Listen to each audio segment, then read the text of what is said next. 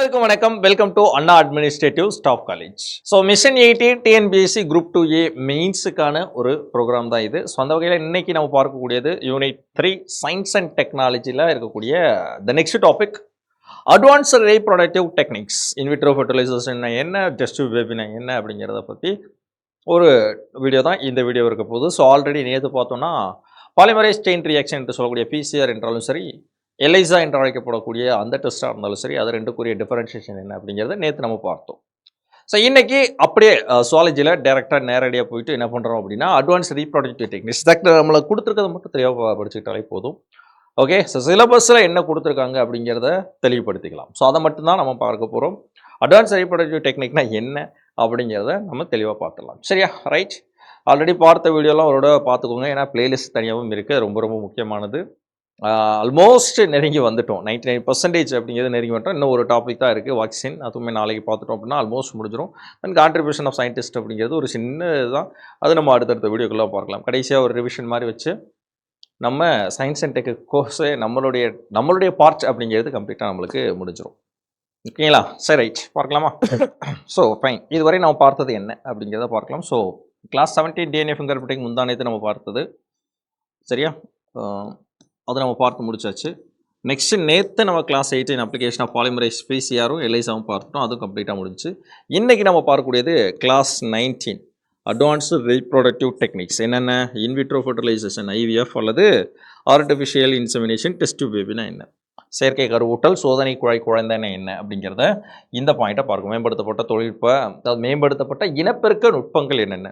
எதுக்காக சார் இது அப்படின்னு பார்த்தோன்னா, ஏன்னா இன்றைய காலகட்டத்தில் நிறைய குறைபாடுகள் அப்படிங்கிறது போத் மெயில்ஸ் அண்ட் ஃபீமேல்ஸ், ஆண்களுக்கும் சரி பெண்களுக்கும் சரி, ரெண்டு பேருக்குமே தான் இருக்குது. ஓகேங்களா? சார் குற்றம் சாட்டுவது வெறும் பெண்களை மட்டும் குற்றம் சாட்டுவது அந்த அளவுக்கு உரிது அல்ல. ஓகே, ஆண்களுக்கும் அந்த குறைபாடு இருக்கத்தான் செய்யுது. ஓகே, கிட்டத்தட்ட வந்து ஒரு ஒரு கருமுட்டை கருவுறுதலுக்கு அந்த விந்தணுக்கள் அப்படிங்கிறது 10,000லேருந்து 1 lakh அந்த செல்ஸ் இருக்கணும். அது கம்மியாக இருந்துச்சுன்னா ஆண்களுக்கும் மலட்டுத்தன்மைன்னு தான் பேர். ஃபெர்டிலிட்டி டிசார்டர் மெயில்ஸ்ன்னு தான் அர்த்தம். ஃபீமேலுக்கு மட்டும்தான் அது இருக்குது அப்படிங்கிறதெல்லாம் கிடையாது. ஸோ ஃபீமேலுக்கும் ஒரு சில குறைபாடுகள் இருக்க தான் செய்யுது. சரிங்களா?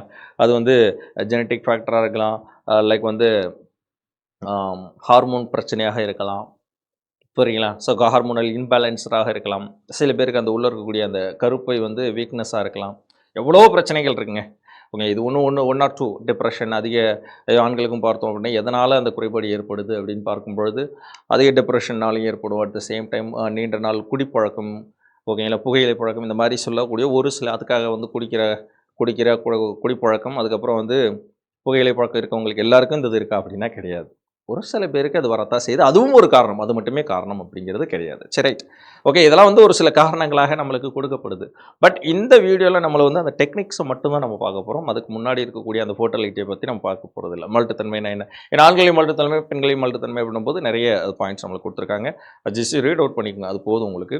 ஓகேங்களா? நம்மளுக்கு தேவையான நம்மளுடைய குரூப் 2 மெயின்ஸுக்கு என்ன தேவை, ஒன்லி அண்ட் ஆர்டிஃபிஷியல் அந்த ரீப்ரொடக்டிவ் டெக்னிக்ஸ் மட்டும் தான் நம்மளுக்கு கொடுத்துருக்காங்க. அதை மட்டும் தான் பார்க்க போகிறோம். சரி, அட்வான்ஸ்டு ரீப்ரொடக்டிவ் டெக்னிக்ஸ் அதை மட்டும் தான் நம்ம பார்க்க போகிறோம். சரியா? மேம்படுத்தப்பட்ட இனப்பெருக்க நுட்பங்கள் மட்டும் தான் நம்ம பார்க்க போகிறோம். So advance reproductive techniques expand the family possibilities. ஏன்னா சில பேருக்கு வந்து இருக்கும், சில பேருக்குன்றாங்க, பொதுவாக 99% அப்படின்னு பார்த்தோன்னாவே ஒரு கப்புள்ஸுக்கு நமக்கு ஒரு குழந்தை இருந்தாலும் நல்லா இருக்குமே அப்படின்னு சொல்லி ஃபீல் பண்ணுவது உண்டு. ஓகே, ஸோ அது ஆணாக இருந்தாலும் பெண்ணாக இருந்தாலும் அவங்களுக்கு ஒரு குறைபாடு இருந்தது, அது அவங்களுடைய குறைபாடு இல்லை. சரிங்களா? பிறந்த போது ஏற்படக்கூடிய குறைபாடுக்கு அவங்க என்ன பண்ணுவாங்க? அப்போ அவங்களுக்கும் குழந்தை வேணுமே, குழந்தை எப்படி வந்து பெற்றுக்கிறது அப்படிங்கிற அவங்களுடைய தேவையை நிவர்த்தி செய்யக்கூடிய ஒரு டெக்னிக் தான் அந்த அட்வான்ஸ் ரீப்ரொடக்டிவ் டெக்னிக்ஸ். இது ஒரு வகையில் பார்த்தோம் அப்படின்னா இது ஒரு மிகப்பெரிய ஒரு மெடிக்கல் மாஃபியான்லாம் சொல்கிறாங்க. அது பட் அந்த பக்கம் நம்ம போக வேண்டாம், நம்ம இந்த பக்கம் வருவோம். ஏன்னா அது ஒரு குழந்தை தேவையை என்ன பண்ணுது அப்படின்னா பூர்த்தி செய்யுது அப்படிங்கிறது தான் நம்மளுக்கு தேவை. அதில் ஒரு பாசிட்டிவ் இருக்குது இல்லைன்னு நம்ம சொல்லவே முடியாது, கண்டிப்பாக இருக்குது. நம்மளே நிறைய பார்த்துருக்கோம். சரிங்களா? அப்படின்னும்போது அந்த தேவையை பூர்த்தி செய்யும்போது அதை நம்ம ஏற்றுக்கொள்ளலாம், தப்பே கிடையாது. எல்லாத்துக்கும் தீர்வு, அதாவது என்ன சொல்லுவாங்கன்னா எல்லா பிரச்சனைக்கும் தீர்வு இருக்குது அப்படிங்கிறத சொல்லுவாங்கல்ல. சார் எனக்கு குழந்தையே பிறக்காதுன்னு சொல்லிட்டாங்க சார் இந்த டாக்டர் பார்த்துட்டு, அப்படியெல்லாம் கிடையாதுங்க. எவ்வளவோ அட்வான்ஸ்டு டெக்னிக்லாம் இப்போ வந்துருச்சு. ஓகேங்களா? ஆனால் நீங்கள் நினைக்கிற சில பேர் இருக்காங்க, ஒரு சில பேர். ஓகேங்களா? எனக்கு குழந்தையே வேணாம், அதனால் எனக்கு அஃபெக்ட் ஆகும், அது அஃபெக்ட் ஆகும், இது அஃபெக்ட் ஆகும். கப்பல் ஒரு ஒரு ஒரு திருமணம் முடிஞ்ச பின்னாடி கண்டிப்பாக ஒவ்வொரு கப்பல்ஸுமே நினைக்கக்கூடிய ஒரு விஷயம் இந்த விஷயம் தான். சரியா? நம்மளுக்குன்னு ஒரு வாரிசு இருந்தால் நல்லா இருக்குமே அப்படிங்கிறது. பட் அவர்களோட இருக்கக்கூடிய குறைபாடுகளனால என்ன பண்ணுவாங்க அப்படின்னா, அவங்களுக்குள்ளே நிறைய டிப்ரெஷன் ஆகிக்குவாங்க. ஸோ அந்த தேவையை, அந்த குறைபாட்டை நிவர்த்தி செய்வதற்கும் பூர்த்தி செய்வதற்கும் இந்த டெக்னிக்ஸ் எல்லாமே உதவும். சரியா? அதுதான் பார்க்க போகிறோம். Okay, so welcome. Today we will explore the range of advanced reproductive techniques. Advanced reproductive techniques including IVF, artificial insemination and surrogacy. சரகேசியெல்லாம் ரெண்டு விதமாக சொல்லலாங்க. நீங்கள் பாசிட்டிவ் இருக்குது, நெகட்டிவ் இருக்குது, இல்லை நம்ம சொல்லவே முடியாது. சரகேசின்றது எனக்கு வாடகை தாயின்னு சொல்கிறாங்கல்ல. இப்போது சரகேசி முறை எப்படி உருவாச்சு அப்படிங்கிறது ஒரு சின்ன விஷயம் தெரிஞ்சு வச்சுக்கிறோம். என்னென்னா, அவங்களுக்கு அந்த கருவை சுமக்கக்கூடிய அளவிற்கு அந்த கருப்பை திறன் கிடையாது. ஆனால் அவங்களுக்கு குழந்தை பெற்றுக்கணும்னு ஆசை இருக்குது, இல்லைன்னு சொல்ல முடியாது. சரிங்களா? எனக்கு அந்த கேப்பபிலிட்டி இல்லை சார். அந்த கருப்பை வந்து அந்த குழந்தையை, அந்த கருவை தாங்கி அந்த 9 மாதங்கள் டு 10 மாதங்கள் வந்து அதை உள்ளே தக்க வைத்து கொள்ளக்கூடிய அந்த தன்மை என்னுடைய கருப்பை கிடையாது. அந்த அளவுக்கு வீக்னஸாக இருக்குது. அப்போ நான் என்ன பண்ணுவேன்? அப்போ என்ன பண்ணலாம்? அப்போ தான் இந்த சரகேசி முறை உள்ள வருது. அப்போ என்ன பண்ணுறாங்க? இவங்களுடைய ஒரு சின்ன மைக்ரோ சர்ஜரி பண்ணி இவங்களுடைய அண்டை முட்டையை வெளியே எடுத்துட்டு, அதேமாதிரி அந்த அவங்களுடைய ஹஸ்பண்டோடைய ஒரு சின்ன அறுவை சிகிச்சையோ அவங்களுடைய ஸ்பெர்ம்ஸ் எடுத்து வெளிப்புறத்தில், சரிங்களா, அவுட் சைடில் அதை கருத்தரிக்க செய்து, அந்த கருத்தரிக்கப்பட்ட அந்த கரு முட்டையை என்ன பண்ணுறாங்க அப்படின்னா, இன்னொரு வாடகத்தாயினுடைய கருப்பைக்குள்ளே புகுத்திடுறாங்க. நல்லா கவனிச்சுக்கணும். ஜஸ்ட்டு ஒரு என்ன சொல்கிறதுனா, அந்த வளர்க்கக்கூடிய இடம் மட்டுமே தான் அந்த சரகேசி முறை. ஓகேங்களா? ஆனால் குழந்தை உங்களுடைய அணு வந்து மரபணு வந்து உங்களுடைய மரபணு தான். ஸோ உங்களுடைய அண்ட முட்டை தான், உங்களுடைய விந்தணு தான். அதாவது அந்த அந்த தாய் தந்தனுடைய ஒவ்வொருத்தருடைய அண்ட அணுவாக இருக்கட்டும், அந்த விந்தணுவை தான் சேர்த்து நம்ம வந்து ஒரு வளர்க்கக்கூடிய இடமாகத்தான் அந்த கருப்பை அந்த இடம் மட்டும்தான் அந்த இன்னொருத்தருடைய ஒழிய, மற்றபடி உங்களுக்கு சம்மந்தமே இல்லை. சரியா? அப்போ அந்த குழந்தை அதிலிருந்து வளருது, அதிலிருந்து பெற்றெடுக்கப்பட்ட குழந்தை உங்களுடைய குழந்தை. ஏன்னா அந்த அணு விந்தணுவாக இருக்கட்டும், அந்த அண்ட அணுவாக இருக்கட்டும், அது எல்லாமே உங்களுடையது. குழந்தை உங்களுடைய குழந்தை. வளர்க்கப்பட்ட இடம் மட்டும்தான் வேறு. பிகாஸ் என்ன காரணம் அப்படின்னா, உங்களுக்கு அந்த கருப்பை வந்து என்ன ஆகுது அப்படின்னா, அந்த கருவை சுமக்கிற அளவுக்கு அந்த கேப்பபிள் கிடையாது அப்படிங்கிறதுக்காக. ஓகேங்களா? இது நன்மை தான் ஒரு வகையில். இது வந்து என்னை பொறுத்தளவு கரெக்டு தான். ஆனால் சில பேர் அதை என்ன பண்ணுறாங்க, மிஸ்யூஸ் பண்ணிட்டு, நான் அதை சுமக்க முடியும், எனக்கு அந்த கேப்பபிலிட்டி கிடையாது அப்படின்னு அவங்களாவே முடிவு பண்ணிக்கிறாங்க. பிகாஸ் டாக்டர் பரிசோதித்து அவங்க சொல்லுவாங்க. ஆனால் நீங்களாக ஒரு முடிவுக்கு வர்றீங்கல்ல. ஒரு சில பேர் நிறைய பார்த்துருக்கோம், நிறைய நடிகைகள்லாம் இருக்காங்க. அதை நம்ம வயது வந்து சொல்கிறதெல்லாம் தப்பு. அது நம்மளுக்கு அந்த பக்கம் நம்ம போக வேணாம். சரியா? அந்த மாதிரிலாம் பண்ணுறாங்க. ஸோ அது வந்து என்ன பண்ணுறாங்க, அமௌண்ட்டு கொடுத்து இந்த மாதிரி சரகேசி முறையில் அவங்க குழந்தை பெற்றுக்கிறாங்க. அது அவங்களுடைய இது. சரிங்களா? அது அந்த பக்கம் நம்ம போகவே வேண்டாம். Let's come to the point. நம்மளுக்கு இந்த டெக்னிக் என்ன? ஓகே, அதில் இருக்கக்கூடிய நன்மைகள் பாசிட்டிவ் என்ன? இதுக்காகத்தான் வரப்பட்டது அப்படிங்கிறது தெரிஞ்சு வச்சுக்குவோம். ஓகேங்களா? ஏன்னா எல்லாருக்கும் ஒரே மாதிரி இருக்குன்னு சொல்ல முடியுமா? 100% நான் வந்து எனக்கு எந்த நோயுமே கிடையாது சார், கிடையாது சொல்ல முடியுமா உங்களால்? என்னால் சொல்ல முடியுமா? சொல்ல முடியாது. எல்லாருக்குமே ஒரு குறைபாடு இருக்கும், ஏதோ ஒரு இடத்துல குறைபாடு இருக்கும்.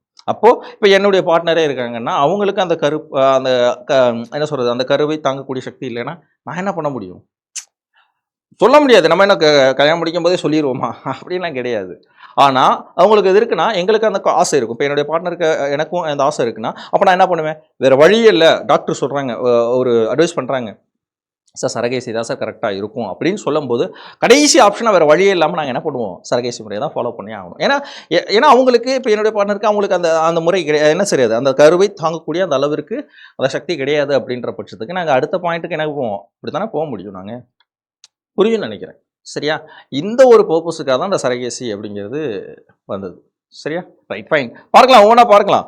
ஓகே, இன்று IVF இருக்கட்டும், செயற்கை கருவூட்டல் மற்றும் வாடகை தாய்மை உள்ளிட்ட பல்வேறு மேம்படுத்தப்பட்ட இனப்பெருக்க நுட்பங்களை ஆராய போகிறோம்.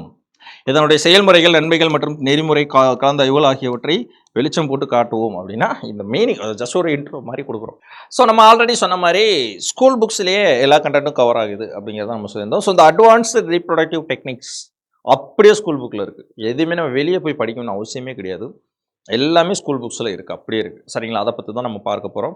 அது எந்த ஸ்கூல் புக்கில் இருக்குது, எந்த இடத்துல இருக்குன்றதை நம்ம இந்த வீடியோடைய எண்டில் நம்ம சொல்லிடுவோம், வேர் டு ஸ்டடியில். Okay, right. ஸோ இனப்பெருக்க துறை தொழில்நுட்பம் அப்படிங்கிறது இது மலட்டுத்தன்மையுடைய ஃபர்டிலிட்டி டிசார்டர் கொண்ட தம்பதிகள் கருத்தரிக்கும் வாய்ப்புகளை அதிகரிக்கின்றது. இத்தொழில்நுட்பத்தில் கருப்பைக்குள் விந்தணுக்களை செலுத்துதல். ஓகேங்களா. இன்ட்ராயூட்டரைன் இன்செமினேஷன் அப்படின்னு சொல்லுவாங்க. தட் இஸ் IUI அப்படின்னு சொல்லுது. அதுக்கடுத்து IVF இன்விட்ரோ ஃபெர்டிலைசேஷன், உடல்வெளி கருவுறுதல், கருமுட்டையை அண்ட நாளத்தினுள் செலுத்துதல் ஜிஃப்ட் அப்படின்னு சொல்லுவாங்க. இனச்சல்களை அண்ட நாளத்தினுள் செலுத்துதல் கிஃப்ட் அப்படின்னு சொல்லுவாங்க. கரு இடமாற்றம் ஈச்சி என்று சொல்லக்கூடியது. அண்டசெல் சைட்டோபிளாசத்துள் விந்து செல்களை செலுத்துதல் ICSI. கருப்பதிவுக்கு முன்பே மரபியல் முறைகளை கண்டறிதல் ஆல்ரெடி பார்த்துருக்கோம். கருப்பதிவுக்கு முன்பே அந்த மரபியல் குறைபாடுகளை கண்டறிதல் PCR டெஸ்ட் பார்த்தோம் இல்லையா, ஞாபகம் இருக்கா? ஓகே, எதுக்கு? அந்த பனிக்கூட திரவம் அந்த பாயிண்ட்ஸ்ல இருந்து அந்த செல்களை நம்ம ஆய்வதன் மூலமாக இவருக்கு இந்த குழந்தைக்கு மரபு குறைபாடு இருக்குது, அதை கண்டுபிடிச்சு என்ன பண்ணலாம், ஈஸியாக நம்மளால் அதை க்யூர் பண்ண முடியும். அண்டச்சல் மற்றும் விந்து செல்களை தானம் மற்றும் வாடகை தாய்மை முறை ஆகியவற்றை அடங்கும். இப்போ இது எல்லாத்தையும் தான் நம்ம பார்க்க போகிறோம். ஓகேங்களா. ஸோ IUIனா என்ன, IVFனா என்ன, ஜிப்ட்னா என்ன, கிஃப்ட்னா என்ன, ET, ICSI, அப்புறம் சரகேசி, இது எல்லா பாயிண்ட்டையும் நம்ம பார்க்க தான் போகிறோம். ஒவ்வொன்றா பார்த்துட்டோம் அப்படின்னா இந்த டாபிக் ஓவர், அவ்வளோதான். ஓகேங்களா. ரைட், ஓப்பனா பார்க்கலாமா? So intrauterine insemination IUI, in vitro fertilisation IVF, embryo transfer AT, zygote intrafallopian transfer ZIFT, gamete intrafallopian transfer GIFT, intra cytoplasmic sperm injection ICSI. அப்புறம் வந்து பார்த்தோம் அப்படின்னா pre implantation of genetic dialysis, oocytes and also sperm donation, then surrogacy. இது எல்லாமே அதோட English. சரியா? Fine. First one பார்க்க போகிறது IUI, இன்ட்ராயூட்டரைன் இன்செமினேஷன் என்று சொல்லக்கூடிய கருப்பையினுள் விந்து செல்களை உட்செலுத்துதல். அட்வான்ஸ் ரீப்ராடக்டிவ் டெக்னிக்கில் ஃபஸ்ட்டு நம்ம பார்க்க போகிறது IUI என்று சொல்லக்கூடிய இன்ட்ராயூட்டரைன் இன்செமினேஷன் அப்படின்னு சொல்லக்கூடியது. ஸோ கருப்பையினுக்குள் விந்து செல்களை உட்செலுத்துதல் அப்படிங்கிறது தான் பார்க்க போகிறோம். ஓகேங்களா. இப்போது ஆல்ரெடி சொல்கிறது தான், ஸ்கூல் புக்ஸில் எல்லாத்தையும் ரீட் பண்ணுற மாதிரியே இருக்கே அப்படிங்கலாம் யோசிக்க வேண்டாங்க, ரொம்ப ஈஸி தான். இச்செயல்முறை குறைந்த எண்ணிக்கையில் விந்து செல்களை உற்பத்தி செய்யும் ஆண்களுக்கு செய்யக்கூடிய ஒரு சிகிச்சை முறை. ஓகேங்களா. எஸ்பெஷலி பார்த்தோம்னா இந்த முறை யாருக்கு அப்படின்னா ஆண்களுடைய மலட்டுத்தன்மைக்கு காரணமான அந்த குறைபாடு உள்ளவர்களுக்கு கண்டுபிடிக்கும் செயல்முறை. குறைந்த எண்ணிக்கையில் விந்து செல்களை உற்பத்தி செய்யும் ஆண்களுக்கு செய்யக்கூடிய சிகிச்சை முறை என்ன அர்த்தம்? ஆண்களுடைய மலட்டுத்தன்மை, சிம்பிளாக சொல்லணும்னா தான். ஏன்னா மலட்டுத்தன்மைன்றது பெண்களுக்கு மட்டும்தான் வரணும்னு கிடையாது, ஆண்களுக்கும் இருக்குது. ஸோ இந்த செயல்முறை யாருக்கு? இச்செயல்முறை குறைந்த எண்ணிக்கையில் விந்து செல்களை உற்பத்தி செய்யும் ஆண்களுக்கு செய்யக்கூடிய சிகிச்சை முறைன்றாங்க. இம்முறையில் கணவர் அல்லது உடல்நலமிக்க விந்து கொடையாளரிடமிருந்து விந்து திரவம் சேகரிக்கப்படுகிறது. ஓகேங்களா. அண்டகத்தை தூண்டி அதிக அண்ட செல்கள் உற்பத்தி செய்யப்படுகின்றன. ஓகே, அந்த விந்து செல்களை வச்சு, ஓகேங்களா, அந்த விந்து செல்களை வச்சு என்ன பண்ணுறாங்க, அண்டகத்தை தூண்டி, அதாவது அவங்களுடைய அண்டகத்தை தூண்டி ஓவரியை தூண்டி என்ன பண்ணுறாங்க, ஓவரி செல்ஸை ப்ரொடியூஸ் பண்ணுறாங்க. பின்னர் சேகரிக்கப்பட்ட விந்து செல்கள் நுண்குழல்கள் மூலம், நல்லா கவனிச்சுக்கணும், ஒரு சின்ன ஒரு டியூப் மூலமாக நுண்குழல்கள் மூலம் கலவி காய்வாய் வழியாக கருப்பையினுள் செலுத்தப்படுகிறது. பின்னர் விந்து செல்கள் அண்ட நாளத்தை நோக்கி நீந்தி சென்று கருவுறுதல் நிகழ்கிறது. இதன் மூலம் இயல்பான கர்ப்பம் ஏற்படுகிறது அப்படின்றாங்க. புரியுதுங்களா? ஓகே. ஸோ இம்முறையில் கணவர் அல்லது உடல்நலமிக்க விந்து கொடையாளரிடமிருந்து விந்து திரவம் சேகரிக்கப்படுகிறது. ஸோ அண்டகத்தை தூண்டி அதிகளவு அண்ட செல்கள் உற்பத்தி செய்யப்படுகிறது. பின்னர் சேகரிக்கப்பட்ட விந்து செல்கள் நுண்குழல் மூலம் கலவி காய்வை வழியாக கருப்பைக்குள் செலுத்தப்பட்டு கர்ப்பம் தரிக்கப்படுகிறது. சிம்பிளாக சொன்னால் அவ்வளோதான். சரிங்களா. ரைட். இது வந்து கருப்பையினுள் விந்து செல்களை உட்செலுத்துதல். ஓகேங்களா. சுத்தமாகவே வந்து ஒரு ஆணுக்குருக்கு அந்த அந்த தன்மையே இல்லை, விந்து செல்களே இல்லை அப்படின்ற பட்சத்திற்கு விந்து கொடையாளர், ஓகேங்களா, ஸ்பெர்ம் டோனர்ட்டிருந்து பெறப்பட்டு அந்த ஸ்பெர்ம் வந்து இன்செமினேஷன் பண்ணி என்ன பண்ணலாம் அப்படின்னா ப்ரெக்னென்ட், அதாவது அந்த கர்ப்பம் தரிக்கப்படுகிறது. ஓகேங்களா. இது ஒரு முறை, intrauterine insemination. This is a procedure of infertile men. Especially பார்த்தோம்னா இது ரொம்ப முக்கியம். தான் கொஸ்டின்ங்க. இது மென்னுக்கா உமனுக்கா எஸ்பெஷலி இந்த டெக்னிக் அப்படிங்கிறது தான் கொஸ்டின். இன்ட்ராயூட்டரைன் இன்செமினேஷன் அப்படிங்கிறது எஸ்பெஷலி ஃபார் இன்ஃபர்டைல் மென்னுக்கு. ஓகேங்களா. ஆண் மலட்டுத்தன்மை, அதாவது மலட்டுத்தன்மையுடைய ஆணுக்கு உரிய ஒரு டெஸ்ட் தான், ஒரு டெக்னிக் தான் இந்த இன்ட்ராயூட்டரைன் இன்செமினேஷன் என்று சொல்லக்கூடிய IUI அப்படிங்கிறது, அல்லது வித் லோ ஸ்பெர்ம் கவுண்ட். ஓகேங்களா. இது இருக்குங்க. இந்த ஒரு சில விஷயங்கள்லாம் தெரிஞ்சுக்கணும், அன்றாட வாழ்க்கையில் போட்டுட்ருக்கோம். ஓகே, இப்போ ஆண்களாக இருந்துச்சு அப்படின்னா இந்த நம்ம போடக்கூடிய இன்னர்லேயே ரொம்ப முக்கியமான ஒன்று. சரிங்களா. ரொம்ப இறுக்கமான ஆடைகள் அணியக்கூடாதுன்னு சொல்லுவாங்க. ஓகேங்களா. இப்போது போடக்கூடிய அந்த இன்னர்லேயே பார்த்தோம் அப்படின்னா V சைஸ் சொல்லுவாங்க, நார்மல் பாக்கெட் சைஸ்ன்னு சொல்லுவாங்க. ஓகேங்களா. பாக்கெட் சைஸ் ப்ரிஃபர் பண்ணுறாங்க நிறைய டாக்டர்ஸ் பிகாஸ் ஆஃப் V சைஸில் ஜட்டி போடுறோம் அப்படின்னா அது போய் என்ன பண்ணுது அப்படின்னா நம்மளுடைய அந்த டெஸ்டிஸ் அப்படின்னு சொல்லக்கூடிய விந்தகங்களை ரொம்ப இறுக்கமாக பிடிக்கும் பொழுது என்ன ஆகுது அப்படின்னா அதிகமாக டெம்பரேச்சர் அதிகமாகும் போது என்ன ஆகுதுன்னா ஸ்பெர்ம் கவுண்ட் குறையுது அப்படிங்கிறாங்க. புரியுது இல்லையா? ஸோ அதனால வந்து எல்லா விஷயத்துலையுமே கொஞ்சம் கவனமா இருக்கணும் இந்த காலகட்டத்தில். ஓகே, அப்போ நார்மல் இன்னர் வியர் பண்ணுறது போல் நீங்கள் அதாவது வி ஷேப்டு இதுன்றது போல் நம்ம என்ன பண்ணலாம், பாக்கெட் சைஸ் வந்து வியர் பண்ணலாம். அது கொஞ்சம் ப்ரிஃபர் பெஸ்ட் ஓரளவு இருக்குன்னு சொல்கிறாங்க. சரியா? மேபி சேஞ்ச் பண்ணிக்கலாம், தப்பு கிடையாது. ஓகேங்களா? எல்லாருக்கும் அது இருக்கும் அப்படின்னு நான் சொல்லலை, எல்லாருக்குமே நல்லா இருக்கணும்னு நான் சொல்ல வரல. யாருக்கு வேணாலும் எது வேணாலும் நடக்கலாம். ஸோ நம்ம தான் நம்மளை பாதுகாத்துக்கணும், சிம்பிளாக சொல்லணும்னா. சரியா? The semen is collected from either from the husband அல்லது ஹெல்த்தி டோனர். ஓகேங்களா? ஹெல்த்தி டோனர் இருந்தால் அந்த விந்து கொடையாளர் மட்டும்தான் விந்து செல்கள் பெறப்படும். Then introduced into the uterus, கருப்பைக்குள் செலுத்தப்படும். ஓகேங்களா? த்ரோயா வெஜினா, கலவி கால்வாய் வழியாக சேர்த்தப்படும். Then the sperm swim towards the fallopian tubes to fertilise the egg and resulting the normal pregnancy. That is called intra uterine insemination அப்படின்னு சொல்கிறோம். ஓகேங்களா? புரியுதா? அப்போது இன்ட்ரா யூட்டிரைன் இன்செமினேஷன் யாருக்குங்க? இன்ஃபெர்டைல் மென்னு, மல்டித்தமிழ் ஆணுக்கு பொருந்தக்கூடிய ஒரு டெக்னிக். ஓகே ரைட், நெக்ஸ்ட் பார்க்கலாம். உடல்வெளி கருவுறுதல், இதுதான் ரொம்ப ரொம்ப முக்கியமானது, பொதுவாக பெண்களில் பயன்படுத்தக்கூடிய ஒன்று. உடல்வெளி கருவுறுதல் ஐவிஎஃப், இன் விட்ரோ ஃபெர்டிலைசேஷன் என்று ஆங்கிலத்தில் சொல்லுவாங்க, அல்லது இன்னொரு பேர் என்ன அப்படின்னா சோதனை, தான் டெஸ்ட் பேபி, சோதனை குழாய் குழந்தை என்று சொல்லக்கூடியது. இத்தொழில்நுட்பத்தில் அண்ட செல்கள் மற்றும் விந்து செல்கள் ரெண்டுமே, ஆண்கள்ல இருந்து ஸ்பெர்ம் செல்லையும் சரி எடுத்துருவாங்க, பெண்கள்ல இருந்து ஓவரி செல்லையுமே எடுத்துருவாங்க. சரியா? இத்தொழில்நுட்பத்தில் அண்ட செல்கள் மற்றும் விந்து செல்கள் உடலுக்கு வெளியில் ஆய்வகத்தில் இணைய வைக்கப்படுது. இதுக்கு முன்னாடி என்ன சார் பார்த்தோம்? இதுக்கு முன்னாடி நம்ம பார்த்தது ஆண்கள்கிட்ட இருந்து மட்டும்தான் ஸ்பெர்ம் செல்லை எடுத்து டைரக்டா வெஜினா வழியா என்ன பண்றோம் அப்படின்னா பெண்களுக்குள்ள செலுத்தப்படுது. ஓகேங்களா? ஆனா இங்க அப்படி கிடையாது, ரெண்டு பேர்ட்டுமே ரெண்டுமே தனித்தனியாக எடுத்துறாங்க, லேப்ல வச்சு என்ன பண்றாங்க, என்ன பண்றதுன்னா கருத்தரிக்க வைக்கிறது. இதுதான் சிம்பிளான ஒரு விஷயம் நான் சொல்லக்கூடியது ஐவிஎஃப் அப்படிங்கிறது. அப்போ இத்தொழில்நுட்பத்தை அண்ட செல்கள், பெண்கள்ல இருந்து அண்ட செல்கள் எடுத்துறாங்க, ஆண்கள்ல இருந்து விந்து செல்கள் எடுத்துறாங்க, உடலுக்கு வெளியில ஆய்வகத்துல லேப்ல இணைய வைக்கப்படுகிறது. இவ்வாறு கருவுற்ற ஒன்று அல்லது அதற்கு மேற்பட்ட கருவுற்ற முட்டைகள் பெண்ணிற் கருப்பைக்குள் செலுத்தப்படுது. அப்போ ஆண்கள்கிட்ட விந்து செல்லையும் பெண்கள்கிட்ட அண்ட செல்களையும் எடுத்து தனியா லேப்ல கருத்தரிக்கப்பட்டு அந்த அதாவது கருத்தரிக்கப்பட்ட அந்த அண்ட முட்டை இருக்கு இல்லையா, அதை மறுபடியும் என்ன பண்றாங்க அப்படின்னா யூட்டிரஸ், பெண்களுடைய யூட்டிரஸுக்குள்ள பொறுத்துறாங்க. தட் மீன்ஸ் கருப்பையினுள் செலுத்தப்படுகிறது. அங்கு அவை கருப்பை சுவரில் பதிந்து வளர தொடங்குகின்றன. அதாவது அந்த கருவானது வளர தொடங்குகிறது. தட் மீன்ஸ் குழந்தை வளர தொடங்குகின்றது. அப்போ சரி, ஓகே சார், எல்லாம் உருவாயிருச்சு, ரைட் ஃபைன். அப்போ மிச்சம் இருக்குள்ள கருப்பை, அதாவது கருமுட்டைகள், அதை என்ன பண்ணுவாங்க, மீதமுள்ள உபரி கலர் கருக்கள் உரைநிலை பதப்படுத்தல், தட் மீன்ஸ் கிரையோ பிரிசர்வேஷன் மூலமா என்ன பண்றாங்க அப்படின்னா பாதுகாத்து வச்சுக்கிறாங்க. எதிர்கால தேவைக்கு பாதுகாக்கப்படுகின்றன. ஓகேங்களா? எதிர்கால தேவைக்கு பாதுகாக்கிறாங்க. அப்போ புரியுது இல்லையா? அப்போ இன்விட்ரோ ஃபெர்டிலைசேஷன் ஐவிஎஃப்னா என்னது, ரெண்டு பேர்ட்டுமே தனித்தனியாக எடுத்து லேப்ல என்ன பண்றாங்க அப்படின்னா வளர்க்கப்பட்டு அந்த வளர்க்கப்பட்ட அந்த கருமுட்டையை மறுபடியும் பெண்களுடைய கருப்பைக்குள்ள செலுத்துறாங்க. அதன் மூலமாக குழந்தை வளர தொடங்குகிறது. இத்தொழில்நுட்பமானது ஸ்டார்டிங்ல பார்த்தோம் அப்படின்னா வளராத பாதிப்படைந்த அண்டநாளம் கொண்ட பெண்களுக்கு பயனளித்தது.